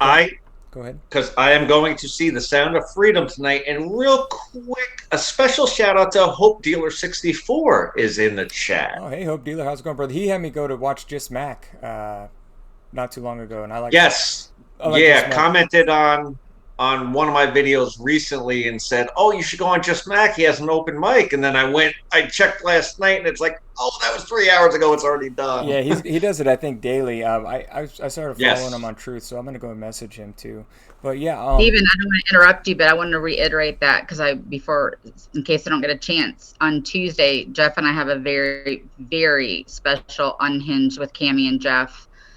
And it's all ties in about, because I saw The Sound of Freedom yesterday and he's going to see it today, and it's going to be all about the movie. So if you guys haven't seen the movie, we're going to be talking about the movie. So if you don't want to have any spoilers, then maybe you watch the movie and then come back and watch that, because I've been very much talked to by our Lord that this is something that we really need to have a whole episode on. Because it's not something that you just talk about once and move on. Mm-hmm. This is something that we have to continuously talk about, because. And I think I might play the Katie Groves video again. Steven knows which one I'm talking about. It was like 9 minutes long. It's very graphic. That's a tough one. But it's a must. It's a must. And also John Paul Rice did a video too. It's 40-something minutes long. I'm not playing the whole thing, obviously, but there are key parts in there of what they do to children. And it's brutal. You have to hear it, but the world's going to find out soon anyway. Couple of things. So just to Terry, I found God when I was 23 years old. I was saved. A John Maxwell sermon. My wife and I, we went down, but it took me a long time to find out what it truly was, what he was, right? His spirit, which is a whole different deal. Knowing that at the end of the day, it's if you're doing his will, then you're doing his will, and it's not all going to be sunshine and roses, you know. No. But the goal is to save his children, and I think I talked about this on an episode. How I asked God when I was in prayer, how do I save the children? And he said, save my children, and you save the children. So that was one thing. And then Kurt, Kurt's going to a rally, guys. Let's pray for him while he's out there. You know, it's he's helping with the children and stuff, and you might have seen it in the chat there, but let's pray for him while he's out there, because there's always counter rallies in the area that he's going. Jeff knows very well about it because he's from I didn't know Mad Dog was out in Oregon. Yeah. Get out, trust me, you'll be happier. So so pray for him while he's there. He's bringing awareness to the children while he's out there rallying, so definitely do that. Good for Mad Dog. So Jeff, do you want to share your video, and do you want to start down that path there, brother? I'm actually going to share a couple things about like the processed meat thing and all that. And hold on, because I had the article's right here, because there's a couple of videos too. I don't know if you want to end with the one because it's 14 minutes, but we'll talk about that. But real quick, let me share my screen here. That's not what I wanted.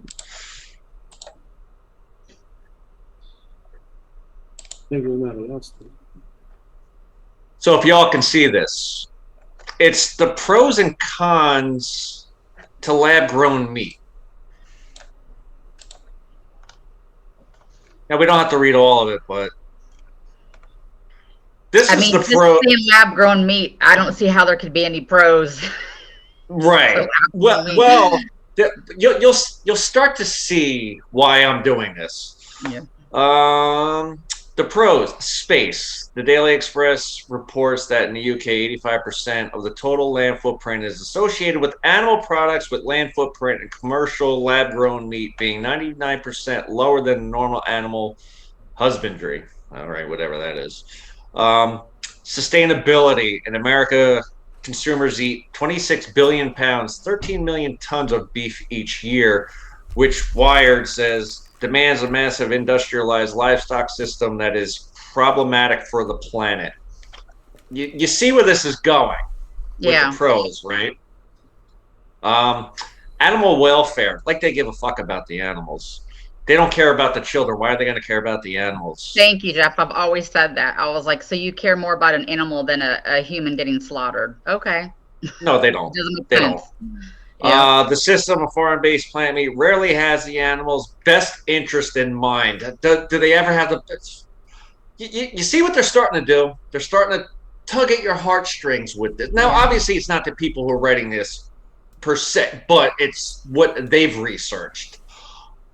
Basically, what the pros are is it's for the greater good, guys. Now, you all know what the Henry Kissinger thing that I read to you last week. It's for the greater good, guys. Come on, animal welfare. Welcome back, Jason. So, hey, Jason, we're kind of going down your rabbit hole right now. Or Jeff is. He's talking about plant-based meat. Oh, Jeff, I know far too much about this. Oh, I know you do. This is so sad. No, I'm listening to you. I was listening to you. I didn't want to interrupt you. No. I'm just saying, but it's like seeming that you're on. You're dead on, man. Seeming that you're on the show. This is what I wanted to. Think about this for a minute, right? So, are my levels still okay? I apologize. I've been moving around. Okay. So, you can hear we have children. We have a lot of children. It's okay. So I've got 3 months. So I want people to think about it this way, right? So you could look at any graph right now and see that when it comes to carbon emissions, China not only does triple what the United States does right now, but they're not expected by treaty to lower carbon emissions for another 15 years.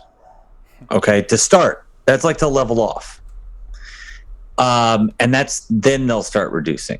In other words, they're not ever going to, right? So this is the Paris Climate Accords. They started 5 years ago. Yeah. So Trump got us out of it, and then they got back Trump got us out of it, and then went back. Well, Trump got us out of it, but the world that's still the standard, right? That's what John Kerry was doing behind our back, and committing the United States to the next. I mean, the same thing they accused General Flynn of. They actually have John Kerry doing and admitting to and being proud of it, which was committing us to actions prior to the seating of the administration. Right? We don't have a parallel administration prior to the changeover, and he was doing it long before. He was doing it for years.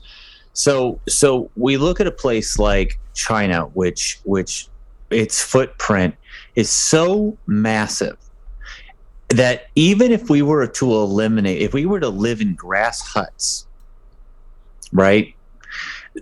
And this is no joke. If we lived in grass huts here in the United States and everybody just ate bugs off the ground, we didn't start fires to heat anything. We all moved to the middle of the area, and found a clean way to build a latrine.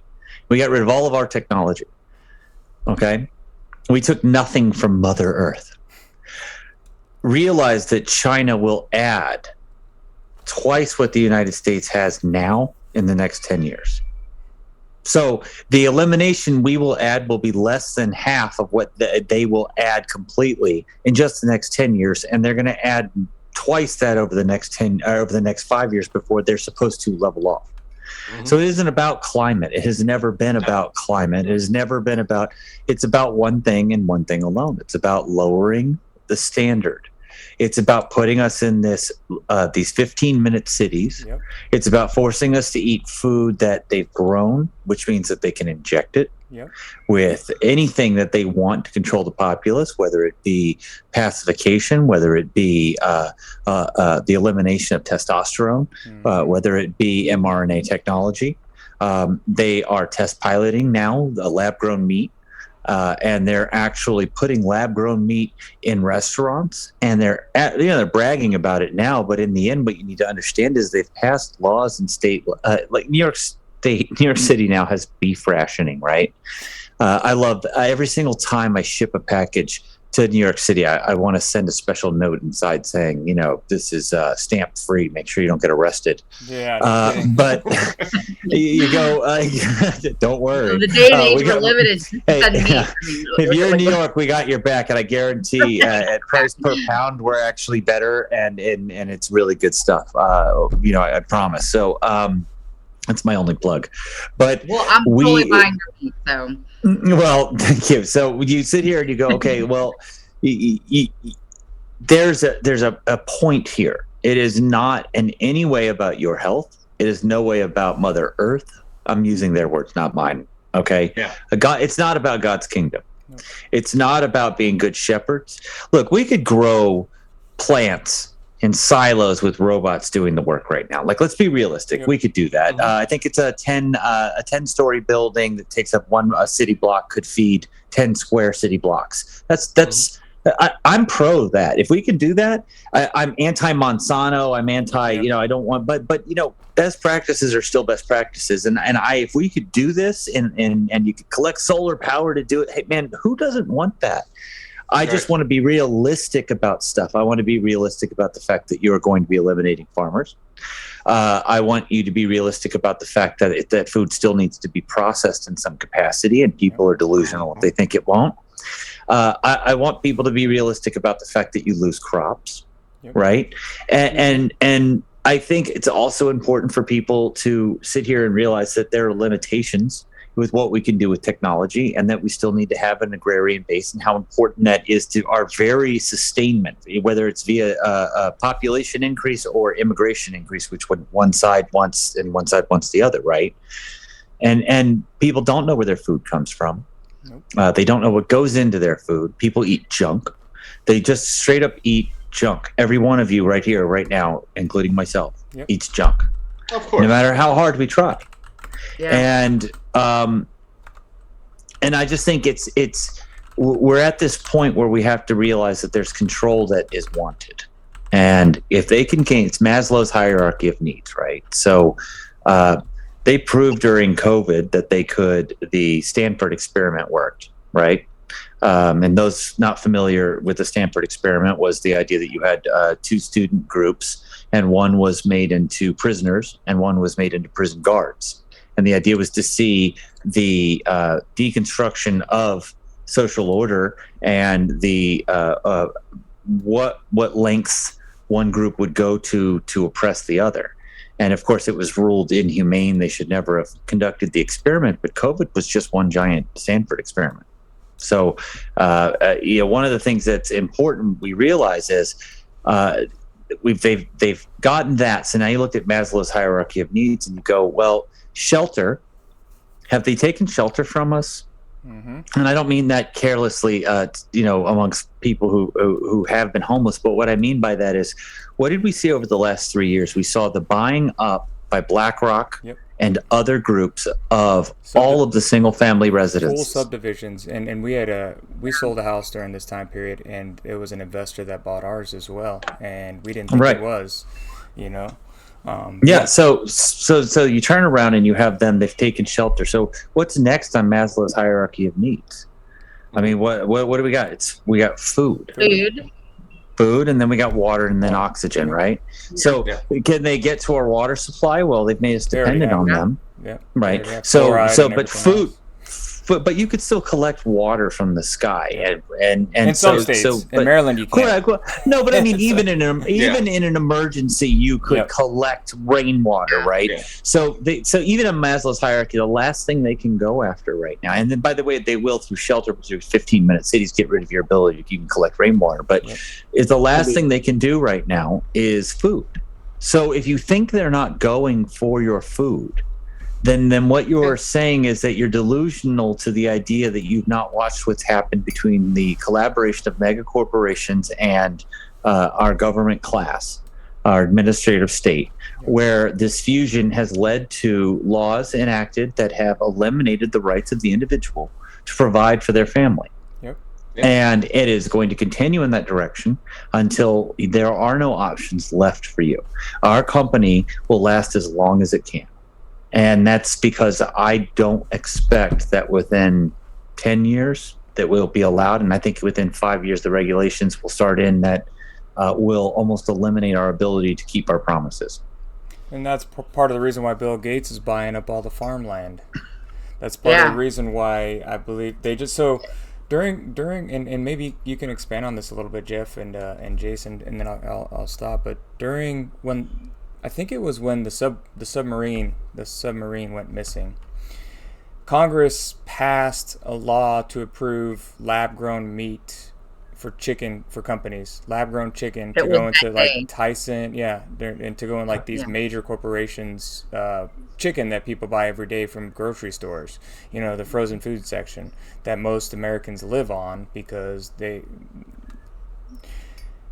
working so much. We're in indentured servitude. We're enslaved, and we're working so hard that it's hard for people to sit down and make a home cooked meal. Most people don't have the ability to keep their wives at home, and because it takes a dual income. Hey! I do all the cooking in my household. That was very sexist, my friend. Well. You don't want my cooking, but my wife's been at home with the babies for 19 years, and I work a lot, but if she worked 40 hours a week and I work 40 hours a week, it would be very difficult to cook dinner every single night, a proper healthy dinner, to maintain a garden and chickens and do all these things that really at the end of the day we need to do, and that's, I think, part of the reason why we go back into what is the end goal, right? World Economic Forum and Klaus Schwab. What is the end goal? One world order, right? What is the end goal? What did George H.W. Bush say 9/11 in 1991 in his speech? They want to take 15-minute cities, all those things. So, anyways, go ahead, Jim. I mean, Go ahead, Jeff. Go ahead. No, good. No, I'm going to say go ahead. Okay. All right, one of us got to go.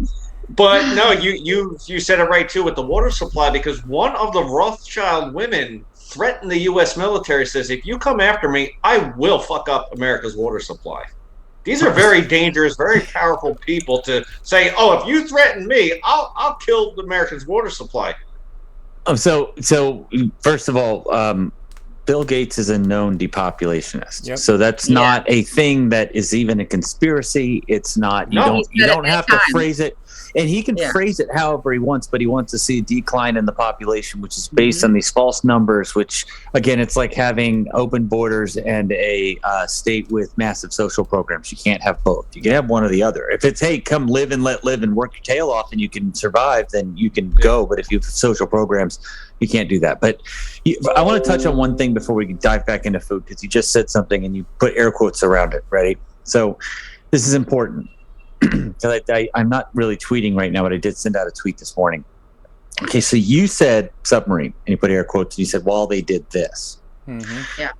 A submarine did go missing. Yep. A submarine did get destroyed. We did know about it. There's a lot to that we need to. They could say it was for security reasons, that they didn't want to acknowledge our sonar net and what the sensitivity of that was. But unfortunately, if you say that, then you have to say, then why did that administration put Doha on the screen when doing briefings and revealing who our assets were in Doha, or the fact that we even have anybody in Doha? So I don't jive with that. But I want to point out is about media manipulation, and it ties into something else that's going on right now, and it does dovetail, I promise. But you said, hey, the submarine, they focused this attention on what we knew to be, sadly, a tragedy where an idiot built something that, and he's dead, and I'm not trying to speak ill of him, but he did build something that didn't work. And he was told it wouldn't work. And then he took other people and he killed them. Yeah. Okay? So that became the focal point. And for 3 days, they didn't share information. And during that time, we passed legislation. But here's the thing. That is not organic. That is not organic that those media manipulations happen. And I'm going to tie it to something else that has happened right now. And I want you guys to really, I'd love to see a discussion about this. You guys are aware of The Sound of Freedom came out last week. Yep, we all were. And you're aware of how desperately they tried to attach, just like they've tried to attach me in District 17 to QAnon. Storm Chaser is a name I've carried all a long time, people. They tried to attach it to. They did everything they could to take the truth, the fact that we have more slaves now on Earth than we have ever had in history, that we have children bought and sold. That I know this happened in Afghanistan while I was there, and I know that the United States knew about it. These things happen, and what did they do? This girl goes missing in Alabama and follows a toddler. You guys heard this story, correct? Right? Yeah. So then it turns out that that's a hoax. Well, here's what's crazy. There's like 100 of these hoaxes a year. 100. Why that one? Why is so much media attention on that one? Now I want you to think about what it is. It's a girl who faked. And I don't want to get caught with libel here or slander or whatever. All signs point to this girl faking her kidnapping and trafficking. Yep. Okay? And so in the same week they're trying to discredit this movie, they then highlight this story that is everything that would get everybody ramped up. So if you're on social media, you start saying, hey, look, this happening right now. See, it's proof this movie is true. And then all of a sudden the media starts discrediting that story, which they knew all along because they had this information 5 days before. Yep. And they start discrediting it, and then everybody gets the vibe, oh, come on, guys, it's not real. That one's not even. And I want you to look at where the connection came. It came from the movie, to people talking about it, to that story gets discredited, to now all of a sudden that movie is now in people's minds. The casual person has lost credibility. That is media manipulation. They've done it in both instances. And right now with food, it's the same thing. So I promised I would dovetail into it. But I would be interested in your outside perspective, because coming from a CSIOP perspective, I could see this like clear as day. But I'm wondering if it's as obvious to everyone else as it is to me, or if this is something that's like, wow. And are people discussing this outside? Because I don't spend as much time on social media as I don't. I mean, this has got to be something people are talking about, right? The funny thing is before we went on, Steven and I were talking, and I said just this morning, my husband and I were talking about selling our house and going out and buying land and having our own vegetable garden and getting our own chickens so we can have our own eggs. And then I was telling Steven, I said, the only thing we were talking about is we would need meat. And then he goes, Jason's coming on perfect. And he was telling me about your meat and everything. And I was like, I'm going to buy it all up. Because my husband and I, we're normal people. We just had this morning, this talk that we needed to do that and needed to do it soon. And I have a lot of friends who have moved out because I live in North Georgia and there's a lot of land and you can go out and build and have your little chickens and whatever you need. And I have friends that buy goats and they even make their goats milk, and she uses a soap she makes goat milk soap and her cheese, and more people. And I'm not a farmer, but I'm all for it. So it's actually absolutely people are talking about it. I think right. It's funny. It's funny that the media manipulation. Sorry, Jeff. Oh, go ahead. Yeah, so I apologize. And first of all, you are so dead on, and I want to come back to the homesteader conversation because I want to make sure people understand how to build proper co-ops, because those who aren't farmers don't understand that your broilers come from somewhere, your laying hens versus your producing hens, your milk cows versus your steer. All of those things are important. If people don't build larger co-ops to understand how they need to help their neighbors, one can do it all. But in particular, what I was asking about was media manipulation of these topics, in particular those two, and you've dovetailed into food perfectly, because I can tell you right now, every single time you go out to Homestead, you start to see people make this movement. You'll see the media start to talk about the price of how expensive it is to build from the ground up. Yep. How they're making water, all of a sudden you're going to get taxed out of oblivion if you start farming your own land. Be warned. It's these little subtle articles. So thank you for bringing that up. But I was speaking more to media manipulation, and I'll shut up now. So media manipulation. You don't have to shut up. So we're talking, like Jeff, I know you and I, Jeff, we talk about it a lot on Truth Social about that, because we see a story and so it's gotten to a point now. I don't have cable TV. I haven't had cable TV for, I don't even know, 13, 14 years. I don't watch news media. Every now and then I'll look at headlines. But you also have to dig into everything that the headline says, right? So let's talk about Edward Bernays and propaganda, and where propaganda came from. Let's talk about the Smith and Munt Act of 2013 that was passed and what that actually means, the difference between that one and the one in 1948, where the media, it was okay to spew propaganda to American citizens now because of a law that was snuck into a defense bill because it couldn't pass on its own in 2012, so it got snuck in 2013.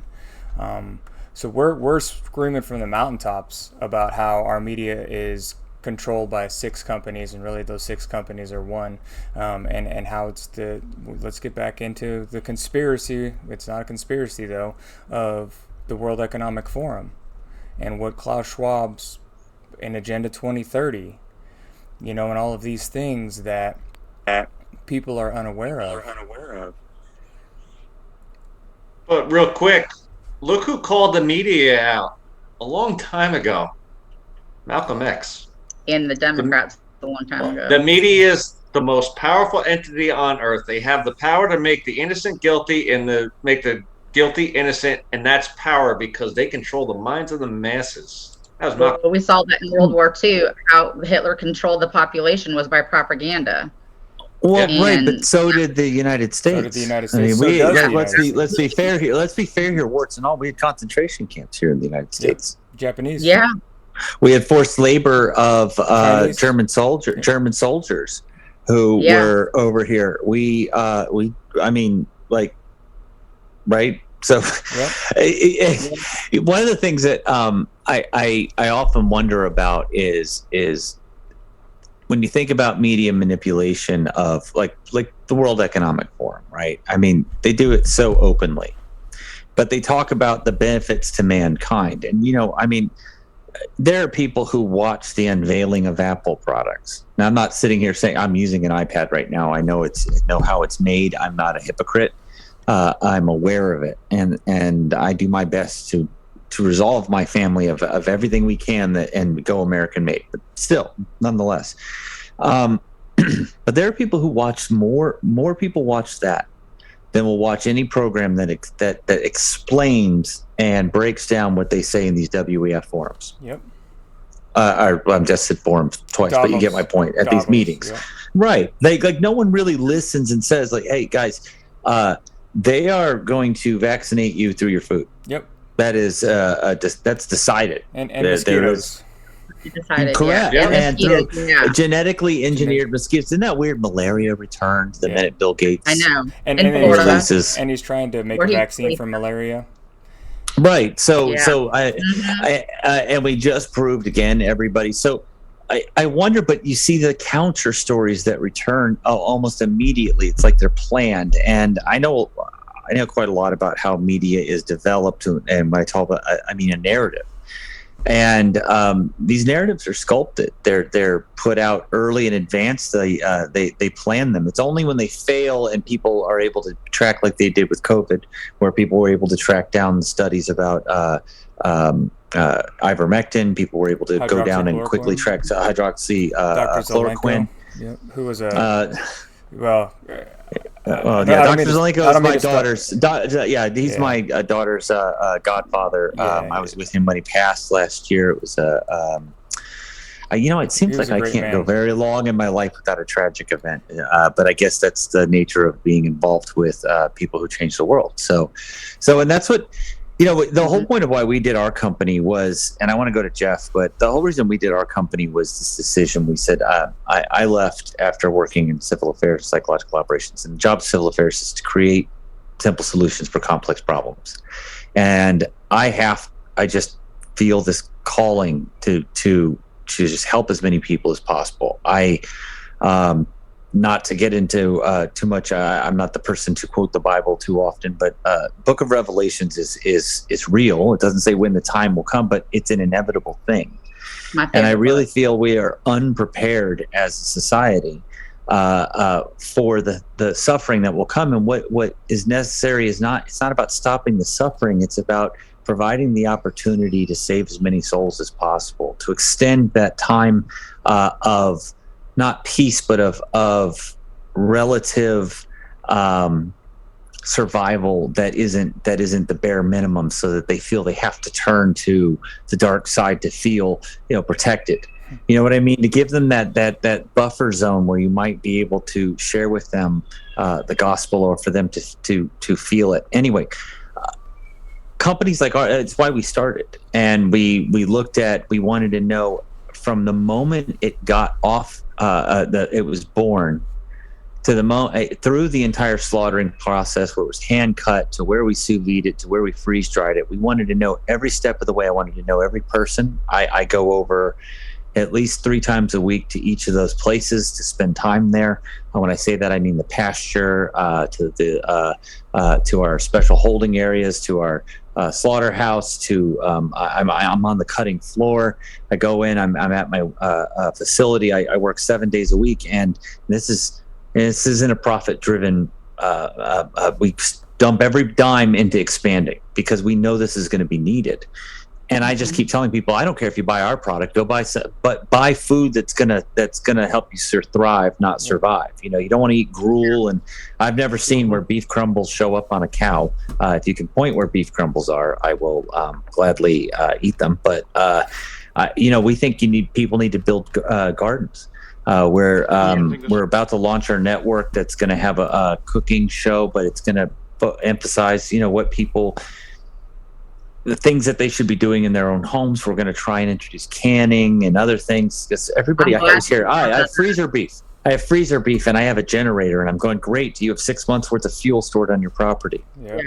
Mm-hmm. No. I'm glad that you brought it up, because we need something like that. Because like I said, I'm not a farmer, and I'm not Molly homemaker. Like, I don't make my own pies. I just buy them at the store real quick, because I'm a mom. I have twins that are 9 and a daughter who's 15, so I'm always on the go with sports and all that. So I think it's great to have a show like that, to go back to old schooling. And I think composting is a huge, huge thing we need to know about as well. Oh, right. Yeah. Well, we actually donate. You'd be interested to know this. We donate all of our, so we're whole cows for a reason. So we use the whole cow, but obviously we don't serve everybody the whole cow because we, first of all, remove all the fat. We have like New York strip, filet, and ribeye are all separate, but then we have all the sirloin, tri-tip, your picanha, all that stuff is what we call our original steak. But we cut out all the fat. But what do we do with all of that? Well, all of the fat goes to a pig farm.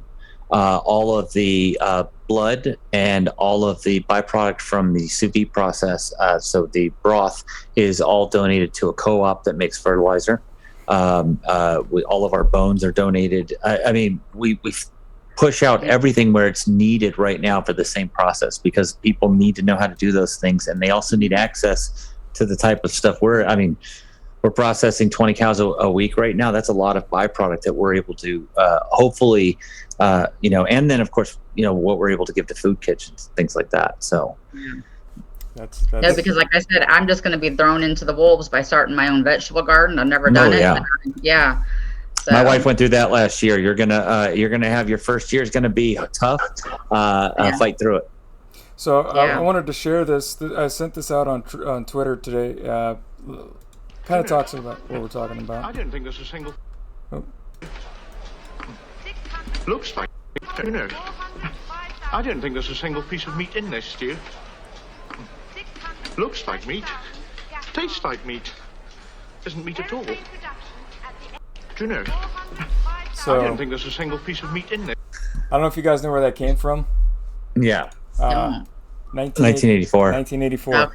Yep. Yeah. And it's amazing that what you're talking about right now, Jason, kind of ties into everything that's going on ties into that movie. And if you understand who he was, where he came from, and dig down that hole, you'll understand it. But I agree with you. As a community, us here at the Great American Podcast, one of our vision statement is to show how great America truly is. And as we were putting the show together, a lot of the stuff was we want to focus on local communities. We want to focus on local action, school boards, city councils. We want HOA boards. We want to make sure, and a goal of ours is to get Jeff on the road, or get, maybe even get to where we're traveling around the country, meeting people and helping them in their communities set up these co-ops and set up things like that. We want to, we're going to talk, our show has a lot of different segments. We're going to go into we had someone that was doing baking, putting food together, homeschool stuff like you and I talked about, because I love how Jason said canning and stuff like that. To go back to that is extremely important. We've lost that in these generations, and that's extremely important. And we need to push that out there, all the stuff to get us back to how great we truly are as a community and as America, by doing stuff like that. Part of the Great American Podcast, how to properly clean a firearm. That's something that I think everyday Americans could use. We homeschool our babies. I've done nothing but that. And so that's something that we could talk about too, is how to homeschool, how to do co-ops, how to set up co-ops. These are things that, us here and hopefully others out there, just like what you're doing when you're getting ready to start a show, it sounds like. And we'll obviously promote and push that once you get going, because those are the things that we need as America to take our country back, I believe. I want to be clear. I don't have the personality to run an entire show. These are going to be like 1, 2, and 5-minute bits about stuff, and it'll be other people talking. Start somewhere. Yeah, I'm just saying, like, the idea of me sitting there and teaching people how to cook. I'm just going to say, so here you go. Yeah. Here you go. So that's the finished product. 1, 3, and 5 minutes are perfect, because we can share 1, 3, and 5 minute videos. There you go. Yeah. If somebody said, "Are you going to do a whole hour-long program?" and I said, "It'll be 45 minutes of me just telling random stories." So no, we're not going to do that. Yeah. So here's how I got my shoes. So no, I don't have the desire to sit. But we actually, it's pretty neat. I want to randomly tell this because it's pretty neat. So we're expanding, and if I already said this, I don't know, but we're expanding our factory. It's a facility, but there's a factory portion of it, and we need to expand over to another building, and we have to go in and retrofit it and do everything that we need to do. But they were saying, okay, well, we got to put this hallway through here, and I kept looking at it going, hey, doesn't it make more sense, because we have to go upstairs over there from upstairs here, and then how we got to go downstairs, we got to put in this elevator and then put in a mirror elevator. And I stopped and I said, can we put in a skyway? The guy said, yeah, that's no problem. I went, wait a minute. I'm at the point in my life where I can ask for a skyway and I can get it. Okay, now we're talking. And then so we're going to put in a sound stage over there with a kitchen and things like that. But it's pretty neat. Again, we just want to educate people. It's a passion project. I feel a calling. I genuinely feel a calling from God to do this. I don't know where it's supposed to lead, and I don't know how much longer I'm supposed to shepherd this through as it continues to grow. It's getting massive, and it's about time for me, I think, to hand it off to people who have a lot more experience in larger production plants than I do. But it's important to me that we maintain the principles that we have, and whatever I can do. And if I'm called to do something else, if it's back in the medical freedom community, I'm that's where I'll go. If it's towards stopping human trafficking, anything I can do, my entire outlook on life is that we're meant to be servants and to save as many lives as possible, no matter what, and no matter what risk comes to ourselves to do that. And this was a big leap of faith doing this company. You got to understand, we started with $0. And, now we're sitting here on a multi-million-dollar company that we're trying to produce and just ship out at the best cost possible to everybody, while growing and, continuing to put cows through the chute, as we call the cow train. And it's a lot of work, but it's worth it, because we know we're the good guys. I could say that and feel good about that. If you don't mind, I do want to show what's on your site while you're talking. Oh, no, sure. Go ahead. No, go ahead, please. It's not a plug. I'm not here to sell beef to people. So, yeah, that's our page. If you could scroll up, there's really cool photos, actually. My wife is an under-ocean photographer, but on the main page, you'll see her photos of the pastures and everything. It was really nice. Yeah, so I'm real proud of that. But yeah, there's a promo code on there, so you get 15% off. But down there is, like I said, we have filet, New York strip, and ribeye, and then of course we have our original steak. So we're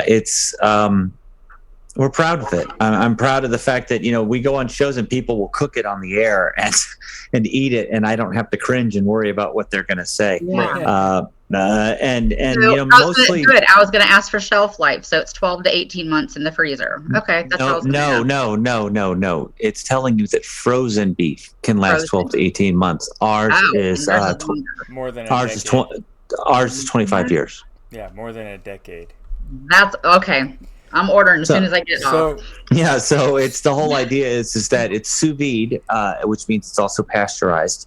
So it comes fresh, hand carved, literally, and then it comes over to our facility where it's sous vide, which means it's cooked in the French style, and it's meant to keep in as much natural moisture and tenderness and juiciness as possible, and pasteurizes it.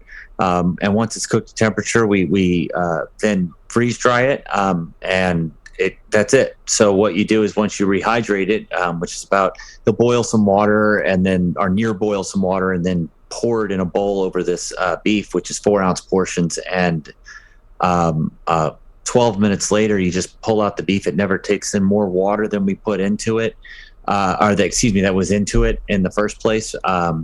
And the great part is that, you could just right there at that point, it's like cooked beef. You season it, knead it, or you can add it to recipes. And I'm getting hungry. But yeah, me too. It's less about. I'm like the worst salesperson for it, because I work with it so that often was awesome. that all I can think is getting hungry. When's dinner? Yeah. So all for me, what I think is, and we do feed this to our family, but it's all I can think of constantly is just, I think about our process. I think about how we treat food safety, about how we treat where we could single source this and stand behind it. And you had talked about chicken, which was the whole roundabout way I was getting to. We actually originally provided chicken, and then the demand got too high and we had to stop providing chicken. because we couldn't reach it. And the only way to get chicken was to purchase it. And even if you bought organic chicken from somewhere else, they have to bleach it if it crosses state lines. And organic really means nothing in chicken. All natural. It's so we are actually made the commitment just last week. There is a co-op that we'll be working with. We'll be setting up 4 broiler pens that they will have, so we'll be able to get 4,000 chickens a month. And we will go back, and it's going to take us about 12 months from now, but in about 12 months we'll go back to offering free range all natural chicken as another protein source as we continue to search, because we just found we couldn't, if we can't control, and when I say we investing, like we're essentially loaning them the money and then interest free so they can get it set up and running, because we're not trying to, we want people to be independent and to do their thing. We just want the chicken, and we want to know where it came from, and we want to know that at no point with all these or fed crap or whatever. And it's hard. It was hard. It took a year, almost a year, to get the cattle train set up, and it has. And when I get the chicken, train. That sounds weird. Chicken train. Chicken Run. There you go. Chicken Run. That's a movie. Yeah, I don't know. Jeff, what should we call the cattle train version of the chicken as we get it set up? Oh, don't ask me. I can't even think about it right now. Normally I could, because normally if you ask me to do something like this, make a meme, I'm on it before you even ask. But I don't know. So I love when somebody says, I could fly a plane except for right now. Just don't ask me. Whoa, I wasn't even thinking about flying. No, I'll give you a second. Now I put you on the spot. Now it'll pop in your head. But when we get our chicken shoot, I don't know. I have no word for it. But when we get that up and running, we're looking forward to that. Like I said, I anticipate maybe 5 years from today will be about the time that they'll come in, and we're moving out. We've got another footprint being put in Utah, so we can have access to cattle that we can, if we pull it across state lines from Idaho, we don't have to do certain things, so it has to be us. But we have ranches in Idaho we're going to be able to access, and we're looking at Oklahoma now, so we're going to try and spread our business out so that we can continue to keep our promises as long as possible, and it's just important to us. It's a mission. That's awesome. Yeah, thank you for that, Jason, and what you do there too. And you were talking when we were on the phone a little bit about something that you were getting ready to start. Did you want to share the nonprofit end of things, or are you helping out with something along that lines? I overheard that. Maybe you don't have to if you don't want to. I don't remember. I don't remember what we were talking about, so I'm gonna feel bad if I say it. And then we were like, "Oh, spell it out." Maybe some people won't hear it, and then I can fake it. So when you started in the text it to me. Yeah, I'll text it. When you started in the beginning, you were talking about how you have like sound stuff going on and what you're trying to do for obviously your new facility and the Skywalk and all of that stuff. And then I remember you mentioning something about either working with somebody on some type of nonprofit, or you're getting ready to go on a show to talk about something that you're getting ready to start when it comes to helping. Or maybe it was about the co-op that you were doing. I'm not sure exactly what it was. But to spread awareness, I do so much stuff. Oh my goodness! Yes, go ahead. Sorry. To spread awareness, I was just thinking in my mind that maybe at one point in time we could do like a little concert or something out there, if you would like. Oh yeah, I know a lot of people actually out here. I could probably bug Ted. I don't know if you know Jeffrey Steele. So he's a friend of ours. He should be coming on the show. He just got back from Asia, but he wrote "Am I the Only One?" He also helped co-write 81 Million Votes, Kiss My Ass, Carrie Lake's new song. And he wrote some songs for Rascal Flatts and whatnot. He's a true patriot. We're good friends. And so I was thinking, man, have Scotty Marr kind of do something, Jeffrey Steele, go out and really try to maybe push out the how important food is, and maybe just do some type of get, I think I know what you're talking about, and I apologize. I didn't mean to act cagey. My wife and I, we run what we call a very sad nonprofit life. And that means that we just assume the Lord's going to provide for us, and we'd like to do a lot of work, but we don't really like to talk about our charity work. But I know what you're talking about now, the education initiative here. And yeah, we're working right now with some co-ops to attempt to build an infrastructure that will allow us to build build portals that will everything again from canning to understanding soil, and allow people to build a community and add to, but have it be fact checked and know that people are getting the right thing. For example, a lot of people don't understand that you live in an agrarian zone. That you can very quickly look up what zone you live in, and that will dictate what type of crops you can grow, how you need to treat your soil, when you need to start your growth. I have people that are just now putting in crops in certain states that we started, 3 months ago. Yep. And so that there's just, again, going back to it, there's so many unknown unknowns that people don't realize that they know and that they don't know. And because of that, they get very frustrated. Anybody here who's ever gone to the gym or started a diet knows that for 2 weeks you see you're putting in work that you don't see results for. Mm-hmm. Yep. Okay, then you see results. So if you can pass through the first 2 weeks, you see results. It's the same with quitting any habit, and I am in no way minimizing Jeff. But even as you know, with any sort of the first 2 weeks are the hardest, right? And then you hit this part where you feel better and you're climbing out of it and everything feels great, and then you plateau and you don't see any more gains. You don't lose as much weight. You don't gain as much muscle. You don't feel as good about your life and your life track as you were prior to whatever you were using to compensate before. And that's one of those times I think that people get the most frustrated and are more likely to fall back to old habits or to fall back and say, I can't do this.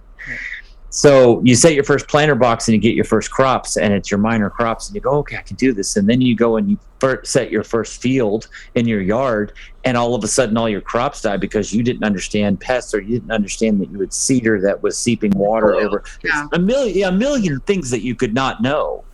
Yeah. And then you quit. Or the first time you can and it all rots, or, and so. All the pros come eat your food. Right. And if you're able to afford to even begin home freeze drying, which is really, it's difficult and hard to do, but people do it. And I would encourage, if you had the means, to do it. But even then they don't know how to handle it properly, and they ruin things, and they get frustrated and they quit. I just genuinely cannot tell you how many stories I've heard about that. And we want to give people, and I think there are a lot of people who can contribute to that, people who are sitting here today, and who can go in, and it isn't about any one person. It isn't about any celebrity. It isn't about any, it isn't a social media platform. It's a portal for which a community can come together and say, what can we learn? How can we help people? And if we find experts, can we pick their brains? Can we get short range interviews or topic cycles that they can go through, that people can easily navigate and apply in their own life? Yeah, that's bringing awareness. Yeah. Right. And I wholeheartedly 100% agree with what you're talking about there, because if you don't know, you don't know. But if you know and you're aware of it, then you can do it. And local communities, as we talked about earlier, I think is what we got away from. Is the like me talking to my neighbor across the street. He's maybe really good at growing, there's a young lady that lives out here in Houston that she's part of our True Social family. Her name is Terry Slider on True Social. She grows a garden, and she gives us pictures and what she was doing to keep the garden in her backyard going, to get the tomatoes and to get the, all the different vegetables and stuff. And I believe that having a source to go to, like what you're talking about, having maybe just even short videos of look it up. Oh, hey, how do I make sure that I don't freeze, or when I plant at the right time, or where do I get my information at for the seeds that work where I live, or how much water, or what type of dirt, or how do I even like I was talking about cleaning a firearm, how do I do this, just to have one location that we could go to, and then have a community to work together. Because at the end of the day, it's a lot harder to quit something when you're accountable to someone. So, for instance, if I'm going to go to the gym and work out, I need to bring somebody with me, because I am one of those guys that I can't do it by myself. That's just who I am. That's my personality. Well, the hardest struggle I think that's going to be in building this community, however, and I do think this is a fair assessment, is that when you're talking about people who are, and I hate the word preppers. I like homesteaders. I like people who are what we call smart people. one of the hardest things you're going to have is those people, though they may trust their neighbor, though they may want to connect with their neighbor, they're not the type of people that are going to put out on a site, hey, I have this available and this is where I live. And so there is going to be a struggle there. But what I think we can see is that if you have anonymous portals in which they can provide information, that right there might in and of itself give, whether it's by agricultural region or desire or equipment level or other things of that nature, that's how you'll filter through that, but I mean, I think about how many people at the same time have resources they could share. We have 3,000 gallons of hermetically sealed water on our property, and I have the ability to drain and function with 60,000 more gallons a year.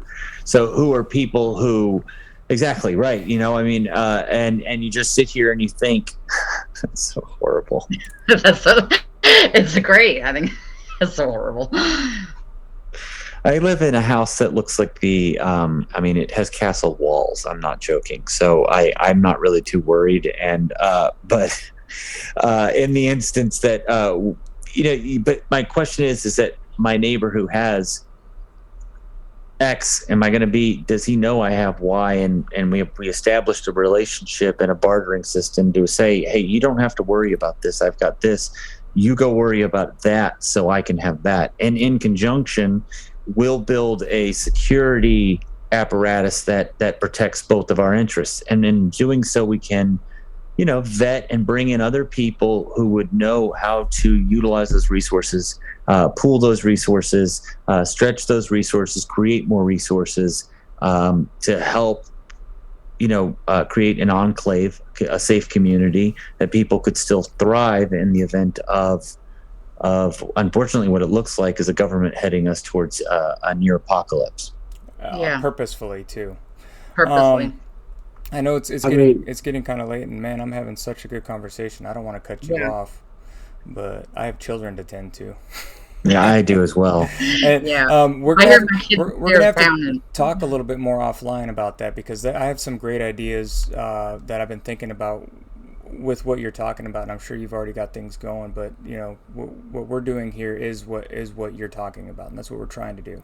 I'll share some of the stuff with you later on, but Jason, Jeff, I'll let you finish up. I know you didn't get to talk much, brother, but I'll let you finish up, and then John, do you want to play the Star Spangled Banner at the end, the one that you were going to play at the beginning? I think you've been waiting to play that. We always finish out with music at the end of our show, and then we say our goodbyes. So just to kind of help out. But yeah, Jeff, if you wanna cut us out here, brother. Yeah. So getting back to the food thing, obviously, Jason, you said something about are people talking about this. Getting back to the pros and cons, what do you think the first con with lab-grown meat is? Unhealthy, unnatural. You're asking me? Yeah. Well, sorry. By very definition, the replication of an organic, product, right? That means you're synthesizing and you're attempting to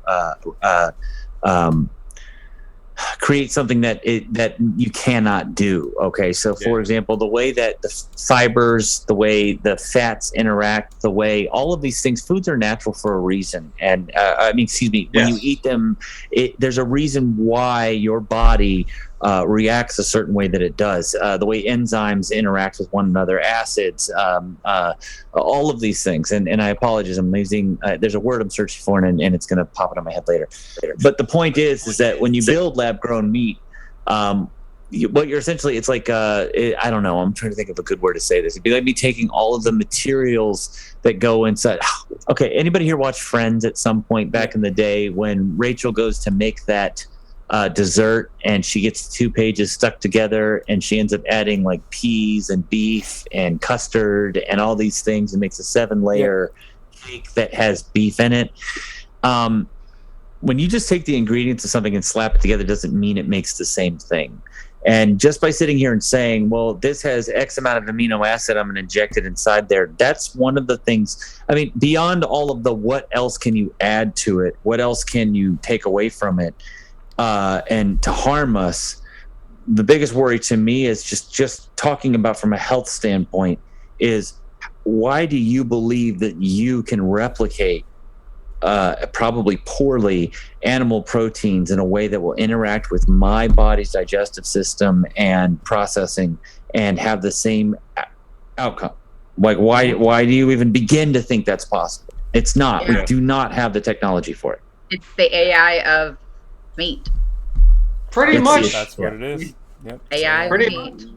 So basically, like I said, when you said, are people talking about this, what do you think the first con on the pros and cons list is? Trust. Trust. That means, yes, people are talking about it, which we don't have to get into this because I know we're running late. But yeah, trust is the first on the list as far as the cons go. Job losses, taste. Believe it or not, from what they found, obesity. If lab-grown meats proves to be cheaper and easier to mass-produce than traditional meat, researchers believe it could encourage overconsumption, which could in turn increase obesity and related issues, which kind of does make sense if you really think Well, there's a couple ways they could do that. My goodness, if only they would create rationing. I mean, if they're the ones producing it, right? And then there's also the fact that they'll say, oh, you're getting too fat, so let's take out even more of what we think causes that. Or let's add something to it so you don't want as much. Just like in 1984, before the meat section, before he goes into that, the guy has to write a news article, and it initially says we're reducing the chocolate from 30 to 20 to 25 instead, and then he changes the way it says, and he says we're increasing it from 20 to 25 instead of reducing it, and people are all happy about it, right? So it's the same thing. If they control the production of the meat, and then they can control, just like CBDCs. I mean, we can go down a lot of rabbit holes that all tie in together to food, right? It's all about control and power at the end of the day. And people need to be aware of why they want to control us and how they control us. So that way we don't get controlled, if that makes sense. But yeah, I mean, Jason, man, it was such a pleasure having you on, brother. Hopefully we can have you on again. You know, I know coming up to it, you weren't sure what you were coming into. This is the podcast. This is what we do. We just sit around and talk. So we have It was very nice meeting you, Jason. And all of our guests on here, I give them a name, and you're Mr. Storm Chaser Man. Yeah, I appreciate that. Do you know the call sign doesn't actually come from chasing storms? It's from finding myself in the middle of dangerous situations without any regard for my personal safety. That is sadly my life. I'm like a low rent Forrest Gump. But my favorite movie. I mean that is chasing the storm. Yeah, if you are on Twitter and you want to say hi, it's at Real Jason Nelson, because I grabbed that first, and there are a lot of Jason Nelsons. And I am following you. I am following you. Okay, well, ping me so I know to follow back, because unfortunately, the only reason I'll follow more people is then your Twitter feed becomes so busy that you can't read anything, and people think I'm a jerk, and I'm like, I follow like 5,000 people. That's a lot of people. So I try to, I stick to people that interact with me regularly, and then I just try to like make my family grow. But anyway, whatever. It was a real pleasure to be here with all of you. I have a wife that's going to ask why I was going so long, and I have a facility to check on because I think they're closing for the day. So, but it was a genuine pleasure to be here. And Jeff, John, I'm glad that you let me dominate your talking time because that's okay. I if you just stick around for one more minute, because I have a video that I want to show. It's a minute long. A little over a minute, but real quick. Okay. Hold on one second. If you want to know where I've been hanging out with everybody in the chat. There you go. Is there a chat going on? Are people talking about me? Because this comes from Arby's, so I really need an honest answer. Would anybody eat this? I know there's already some questionable stuff about Arby's roast beef sandwiches and how they're made, but when you look at this, does this look like something you would eat? It has the texture of fried Spam. Can I tell you what that is? It has the texture of a fried spam. So okay, so there was a methodology that they figured out a while ago where they could take chicken parts and other things like that, good chicken, not bad parts, but basically bunch it together and tie it, and then it would become a roast that they could go through. Well, they figured out that if they did a steam like this process where they compress it, they can do it even more and make it look as though it's just one chicken breast, which is why when you go into the deli and you go to get chicken breast sliced off, it looks like this thing. It is chicken breast, but it's essentially fused together chicken, because I've never seen a chicken breast this big. Have you? No. So you have to buy into the idea that they're doing it, but they're doing it in a process. Well, so what happens is that you have cows, you have parts of the cow, and then you got to remember there's grades of cattle. So it's really insane. So our commitment is to only use choice and prime, right? So which means that we actually have to eat the losses when they get to the slaughterhouse if they come back select. So they have to be USDA graded. It's stamped on our bags. It's a big deal to us. And the reason mainly is not because there's something wrong with select cattle. It's just that select cattle doesn't have various whatever. Anyway, and we have ways to donate it, and it's still great meat. What people don't realize is that there is there's grades below that. Oh.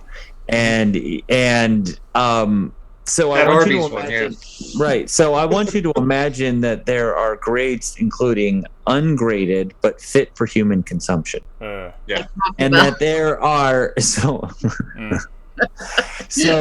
and then they take it and they make it in this same process that you're seeing, and then they shave it so they give it this appearance. But if you were to really break it down and look at it like he just did, you're not looking at a cut of meat there. So if you go back to that video, bring it up real quick. Oh, I exited out of it, but it don't matter. Okay, I still have my email up with it. So hold on. If you go to it, and this is nothing to do with my company. We're just talking about beef here, right? So if you go to it, what you're going to see is you're not seeing a natural cut where somebody took, let's say, the sirloin, and which is although it's in the rear of the cow, it's great meat, right? So where sirloin, where you could see that maybe the picanha on the top had been left on the upper. There's lots of. And you would see a natural grain, if you will, like a wood grain. Yeah. What you're looking at right there is a fake grain. Yeah. So see, just pause the photo, right? See on the bottom, put your mouse sort of on the bottom right there and circle. Yeah, there you go.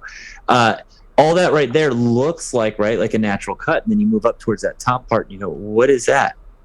You know what that is? That's where that process failed a little bit when they were squeezing it together. Yeah, because honestly, I've had Arby's before. I've never had one look like this, ever. Mm-mm. No. But they send it to them in these roast beef blocks, and they say this is roast beef, but it's not actually a roast that came off of the cow, because you got to ask, which part of the cow is that? And if it's the rump roast, which is fine. If it's the sirloin, it's fine, whatever. But they'll go ask them. Then there is no answer, and the answer is why? Because it comes from a processing plant where they fuse all the meat together. It's like hot dogs. Yeah. A little bit, a little bit different, because they don't grind it. It's the process by which they fuse it is what I'm getting at. So it's just they basically press it into sections, but they can grab any part of the cow. And I want you to remember, all it has to do is be fit for human consumption. If you ever seen that 80s movie, The Great Outdoors, with John Candy and Dan Aykroyd, when they were talking about hot dogs, and like, oh, you know where those come from, right? Lips and assholes. Yeah, well, I mean, it's like the idea of when somebody all of a sudden, when you see and I could get into product branding, but let's say an Angus beef, and you see somebody start saying, well, we now have Angus beef. I want you to think about this for a second. If you can still go get a steak inside of a butcher cut steak, Angus, and it still costs you $18 a pound, right?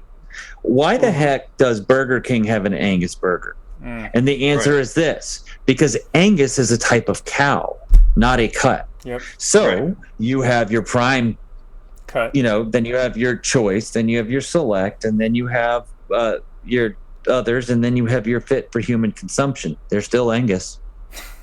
That's like the cows in Japan. Yeah, the Wagyu, yeah. I mean, now Wagyu's a little right, but even Wagyu is still a type of cow. And it refers a lot to the breed and to what they do in the process. But the point is, when you start seeing Wagyu hamburger available, let me ask you something. Well, first of all, I know what goes into hamburger. And second of all, do you think that's the prime Wagyu? Absolutely because not. if it was prime Wagyu, they could sell even the smallest little pieces for $30 a pound. Yeah. So people don't understand where their food comes from. They just don't understand. And when you're looking at that Arby's thing, man, that's a great one, Jeff. That's disgusting. Yeah. Disgusting. Thanks for I sharing. figured you'd appreciate it. That's why I like I said, I had a 14-minute video too. We didn't get. Well, me and Steven will do it off the cuff so everybody else can see it. If you have time, we do it 7:00 Eastern time on Wednesday. If you're not available, but or I can have Steven share it to your Twitter also. But anything that's in it, you already know anyway, because that's why you got into the business that you got into. And I think, but for other people, like because it explains HEME, hem, or heme, or something like that. You know what that is, right? HEME. It's basically synthetic cow's blood that you get from soy to make these fake plant-based burgers taste like real cow. So it's you're even genetically producing fake blood. I think that's a plot for a vampire movie that I saw once. But it's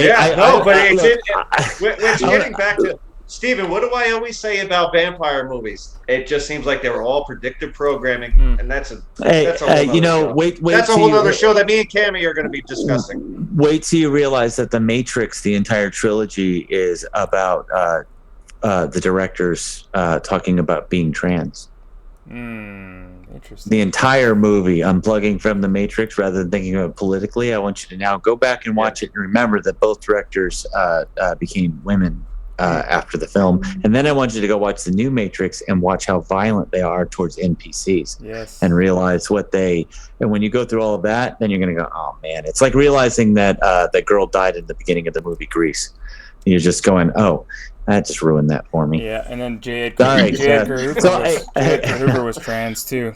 I want to be very clear. I have no problem with somebody who wants to dress up in whatever clothing they want. Okay, because what's one man's dress is another man's kilt, right? But we're not talking about that. No. But I will leave with this when you talk about food. I have always had. I used to say these wise sayings, and I would say my dad always said, but my dad never said this. The truth is, I just had to get old enough to be able to make it my own saying. So I've always said, "You are the dad, so you can say it." Right. I'm 44 now. I'm old enough to say this. So there are three things that you never go cheap on. Okay, you never go cheap on your footwear.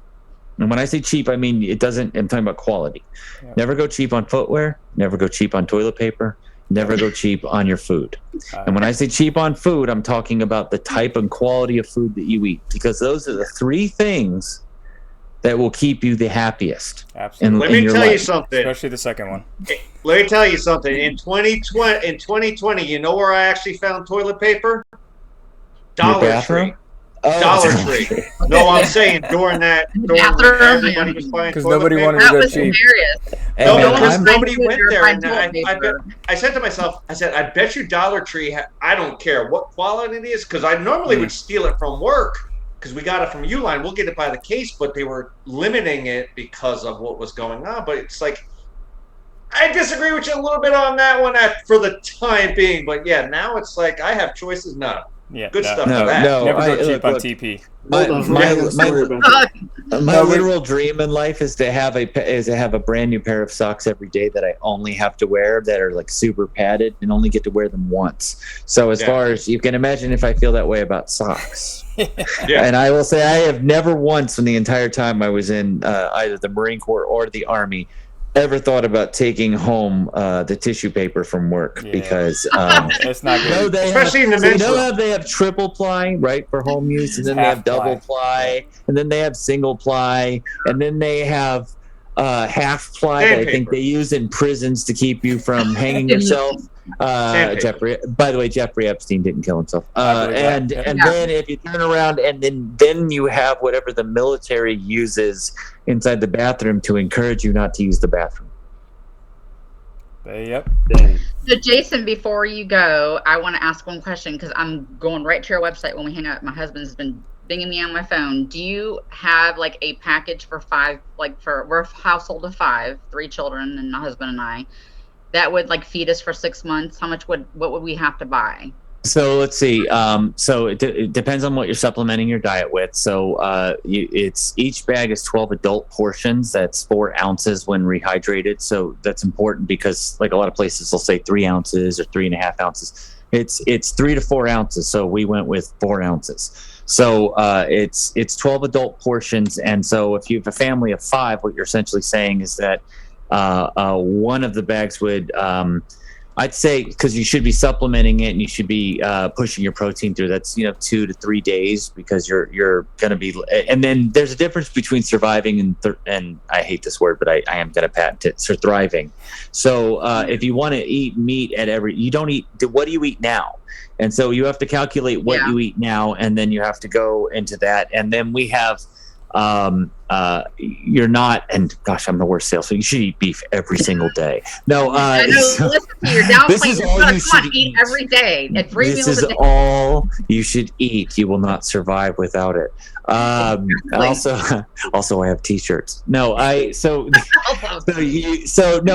mean, you got to look at your diet. So what you would say is, okay, how much protein are we going to eat? How much are we going to need? So 6 months, and then divide it by that. If you bought a 4-pack of the original steak, it would be 48 portions for 5 people. That's 9 or 10 days that you would be using protein, or 10 meals that you would be using protein. So it's a lot. It adds up. We're actually what we're doing as we're expanding. So we're going to our final phase 2 expansion is happening over the next 6 weeks, and as that happens, we're going to be able to provide people the option to buy a whole cow. Which would be, and we're trying to calculate numbers, but and so people understand the pricing on our website. You get like 75. Hold on, sorry, I want to make sure I'm right. Yeah, but 75 bags of our original steak. We get like 6 bags or 6.2 bags of New York strip. We get like 14 bags or 15 bags of ribeye, and then we get like 3 bags of filet. So what we want to do is pack. Yeah, right. So we're going to package it all together, and we just have to figure out a price point because remember, we cover the shipping, and for us right now, people are paying the prices of cows we bought 6 months ago.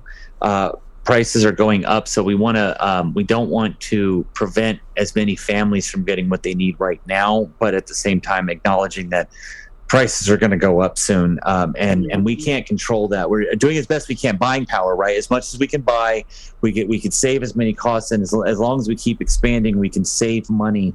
But eventually, that curve is going to catch up with us, and when it does, hopefully, when it's out of range, we have chicken up and running, and we'll continue to do whatever animal protein, not pig, but every animal protein that we can get to provide to families. We're going to shift focus and do what we have to do.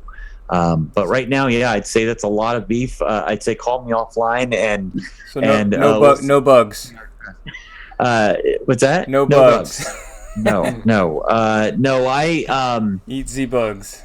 It's funny in the military, I've done my fair share of eating bugs, and I will tell you that you do not want to eat bugs, and you don't want to eat MREs either. You don't want to eat food that's been preserved. And packed full of crap. You want to eat real food. We've been going through that, looking at MR, because I was asking the shelf life, because the most shelf life is in the MR or E is whatever you call those. Yeah, they call them. We call them Mr. E's meat. So whatever you're eating in there, it's right. It's Mr. Meat. Spaghetti is the best one. Is like 25 years. So that's great to know that you are marketing this, because that's awesome to have that shelf life for 25 years. Right, so it's if you don't open it. Obviously, if you open it, it does drastically cut the shelf life. So if you have oxygen absorbers and moisture absorbers, and you put them in there after you open it, and you put it in, let's say, the refrigerator sealed, if you could reseal it with oxygen absorbers and moisture absorbers, then you're able to actually gain. You'd still have about 10 years left on it, but I can't imagine anybody would open it, eat 4 portions, and put it away for 10 years. Yeah. But so it's designed. We tried to make the smallest package that everything, our bags, our oxygen absorbers, our moisture absorbers, everything is American made.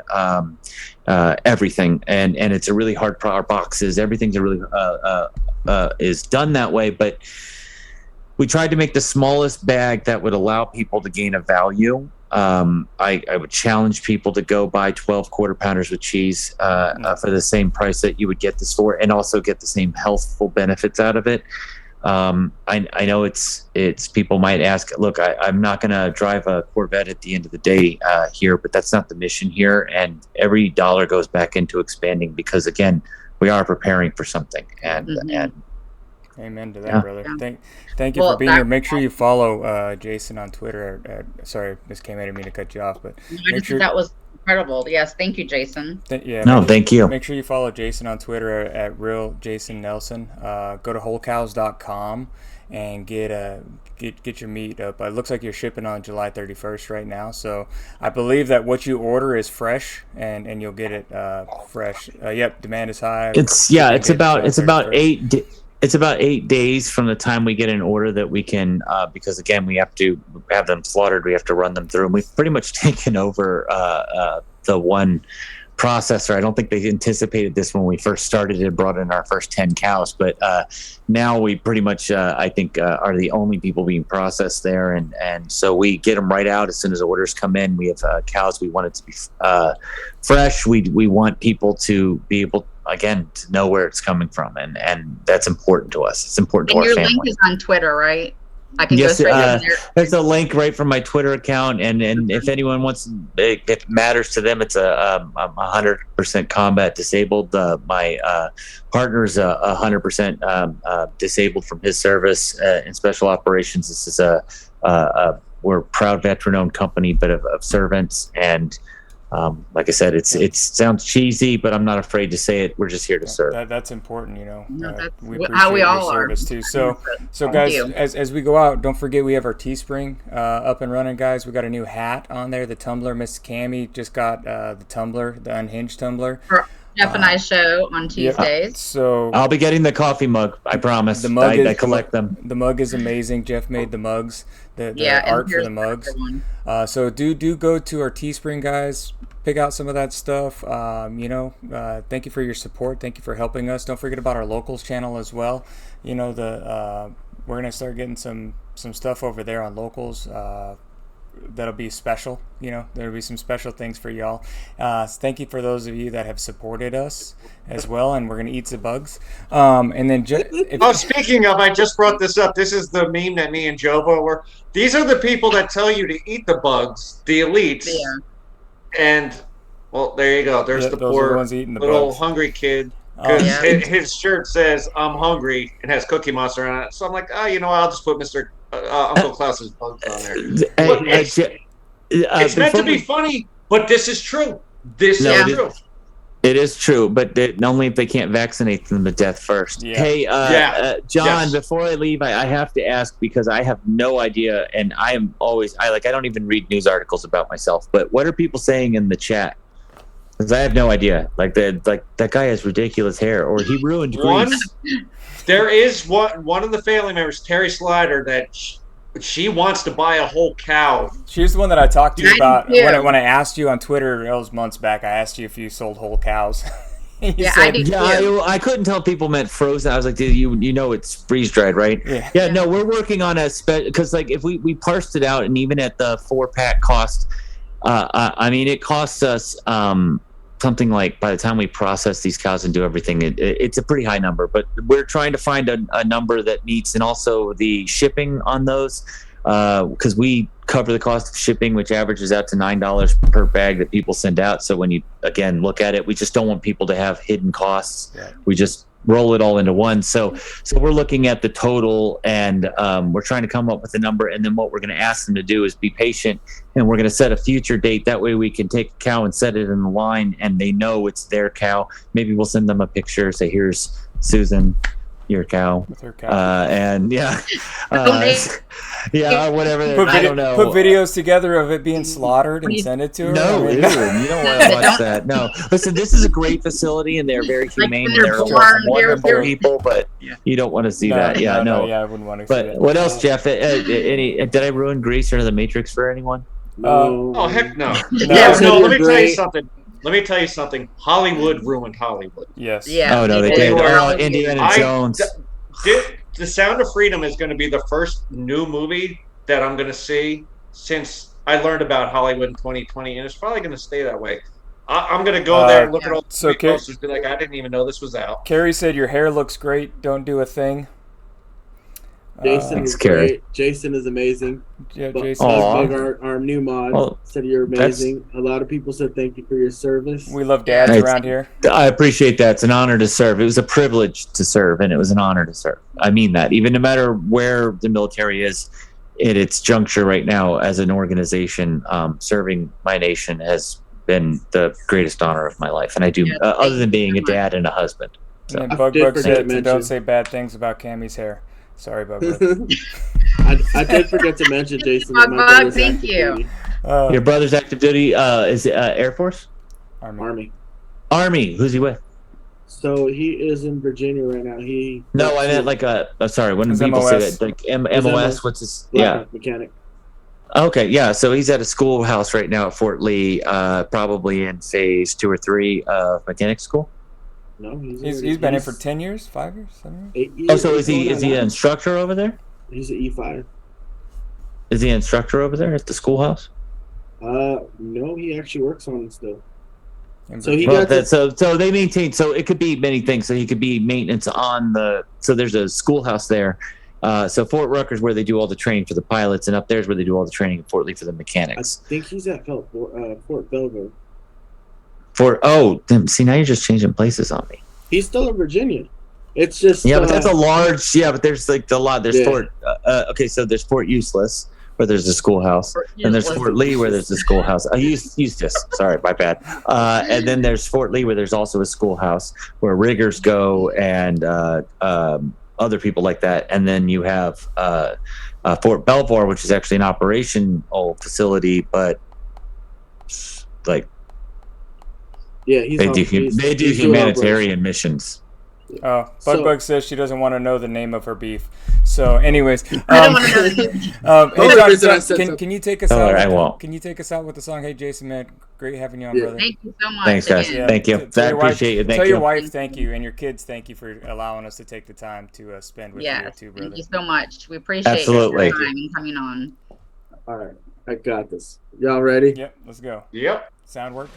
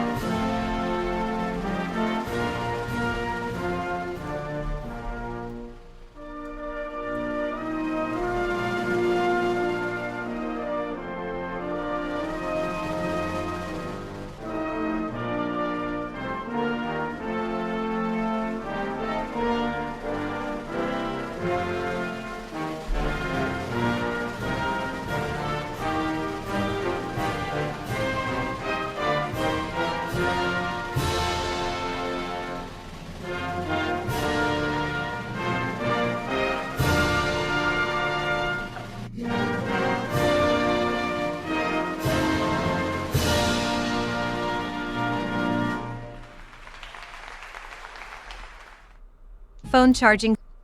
Cool. Well, thank you guys for joining us. God bless America. Jeff, I know you got to get going. I got to get going too. So I want to clarify something if somebody screen grabs that, because there are some websites out there that are dedicated to some weird stuff about me and a lot of suppositions and analysis of things I write. When I raised my hand at the end, my finger got caught. So it got caught in like this. And then I quickly tried to throw up the hand wave, and I'm like, this is what's going to get caught on the internet is this. Yeah. And I'm like, great. That's awesome. Yeah, but this means something else, though. Yeah, if you did that, that's a different story. Deal. No, but my hand not coming up in the exact. I always laugh when people are like, somebody will do the hook 'em horns, and then somebody will be like, because this is definitely the audience that would sit there and catch that too. Even now that everybody knows. Let me tell you something. Secret note for everybody. So before we found out our bags were made in China, because they came from a company we just used through a SWIC guy I have, who's my artist. Anyway, long story short, he picked this company. We used them, found out through a packing slip that it was made in China, and immediately switched to a bag company in Florida. But prior to that, the name of the studio was QQ Studios.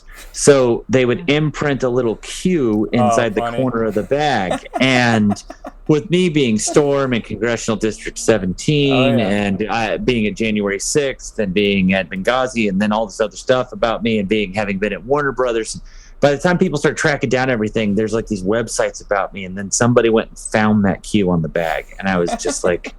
And with, General Flynn and all this other stuff and Zeb, it's just like after a while, you're just like, please, just stop. And then so I'm so glad we've changed bag manufacturers. Yeah. Okay, awesome. Thanks, guys. I'll talk to you soon. Thanks for being there, brother. I just sent you a Twitter message, Jason. I'll look for it. I'm going to go play with the kids first to check on the factory, but I'll answer you by tonight. Thanks, guys.